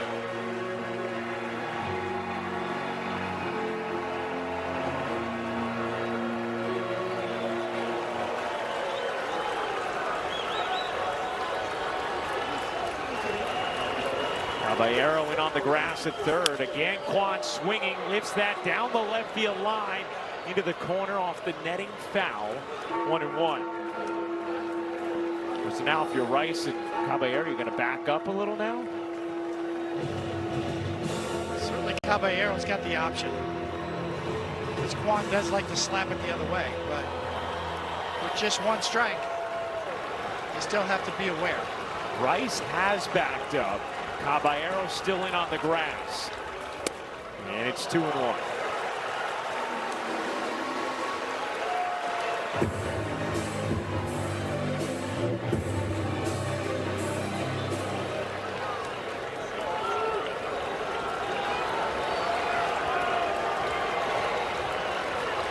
A 2-1. And it's 2-2 on Quan. Bellinger in left, Grisham in center, Jones in right, Caballero and Volpe on the left side, Chisholm and Rice on the right side, and Ali Sanchez behind the plate. First and second, nobody out. Pitch. Line right at Volpe, tosses to second, not in time for the double play. But immediately the Yankees point to the dugout to take a look. No matter what, there's one down at least.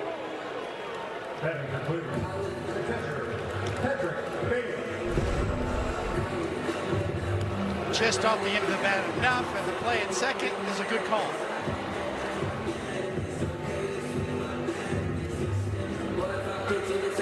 Yes, safe. Jazz never hit the bag. But he's in there.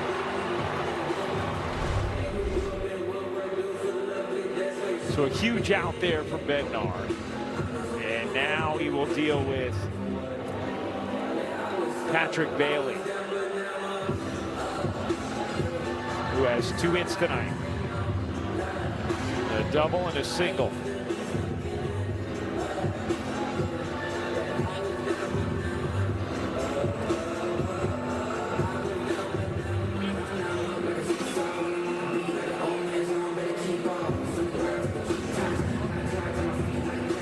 Yankees trying to win their first extra inning game of the season. And Cruz up in the Yankee pen in case they need more than Bednar here.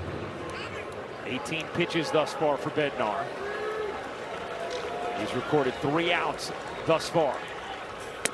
And there is strike 1. Bailey, a candidate for a ground ball double play, too.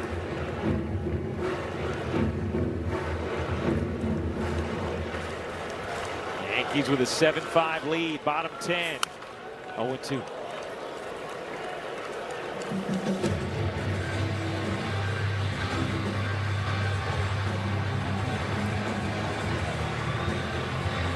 David? Yeah, his best chance to strike him out is a splitter down. So if you want the chase, it's either heater up and out or splitter down. The 0-2. He got him. Where with the heater? And caught him looking 2 away. Not sure if he's trying to. You see Sanchez wants it up. He says, I'm just going to paint the inside corner. Get on out of here. Another look. Dots it. Sanchez says that works.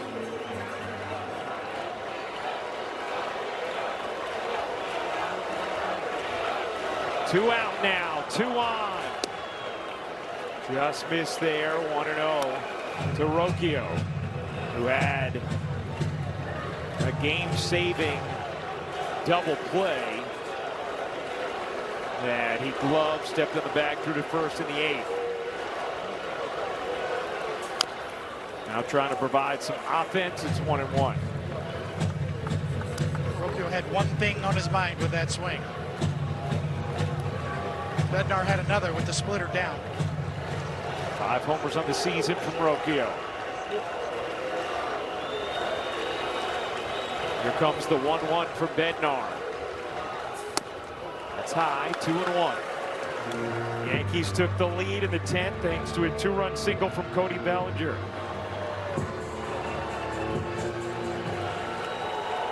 Trying to get their first extra inning win of the season. 7-5 lead, bottom 10. The 2-1. And it's 3-1. With Bazana on deck. mistake by Rocchio right there.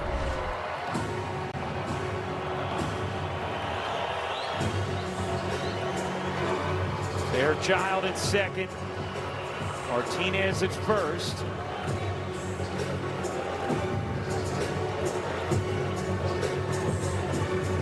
And a 3-1 count as little. That's from the bench. Yeah. Vogt wanted him to change the balls because he thought maybe the baseball hit the ground and they're all worried about a scuff. And now they think Bednar pulled the hidden ball trick and threw out the other one. He had both balls at once, so now they're going to make sure that he has a clean ball. That's what it's come to. I used to pitch a whole inning with one ball.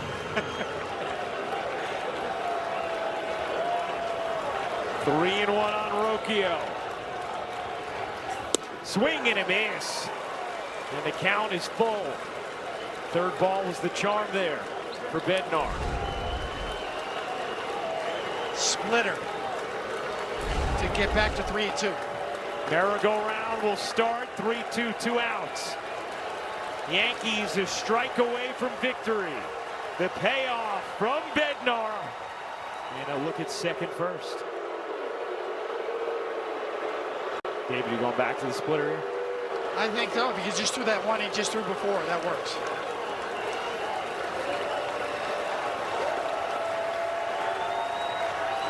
Here's the 3-2.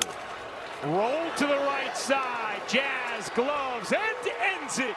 The Yankees win it 7-5 in 10. Bellinger, the offensive hero in the top of the inning. And what a job from Bednar, both in the ninth and then here in the 10th. Absolutely. You have a closer, you bring it in the eighth, and he can close it out in the ninth. That's a big deal.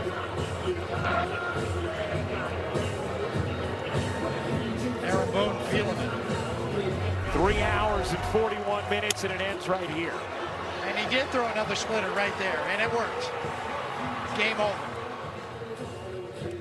Bednar celebrates, and the Yankees able to piece it together with the pen. After falling behind in the 6th, they tie it in the 8th, win it in the 10th. Real good Yankee win tonight. We'll be back with the awards in a moment.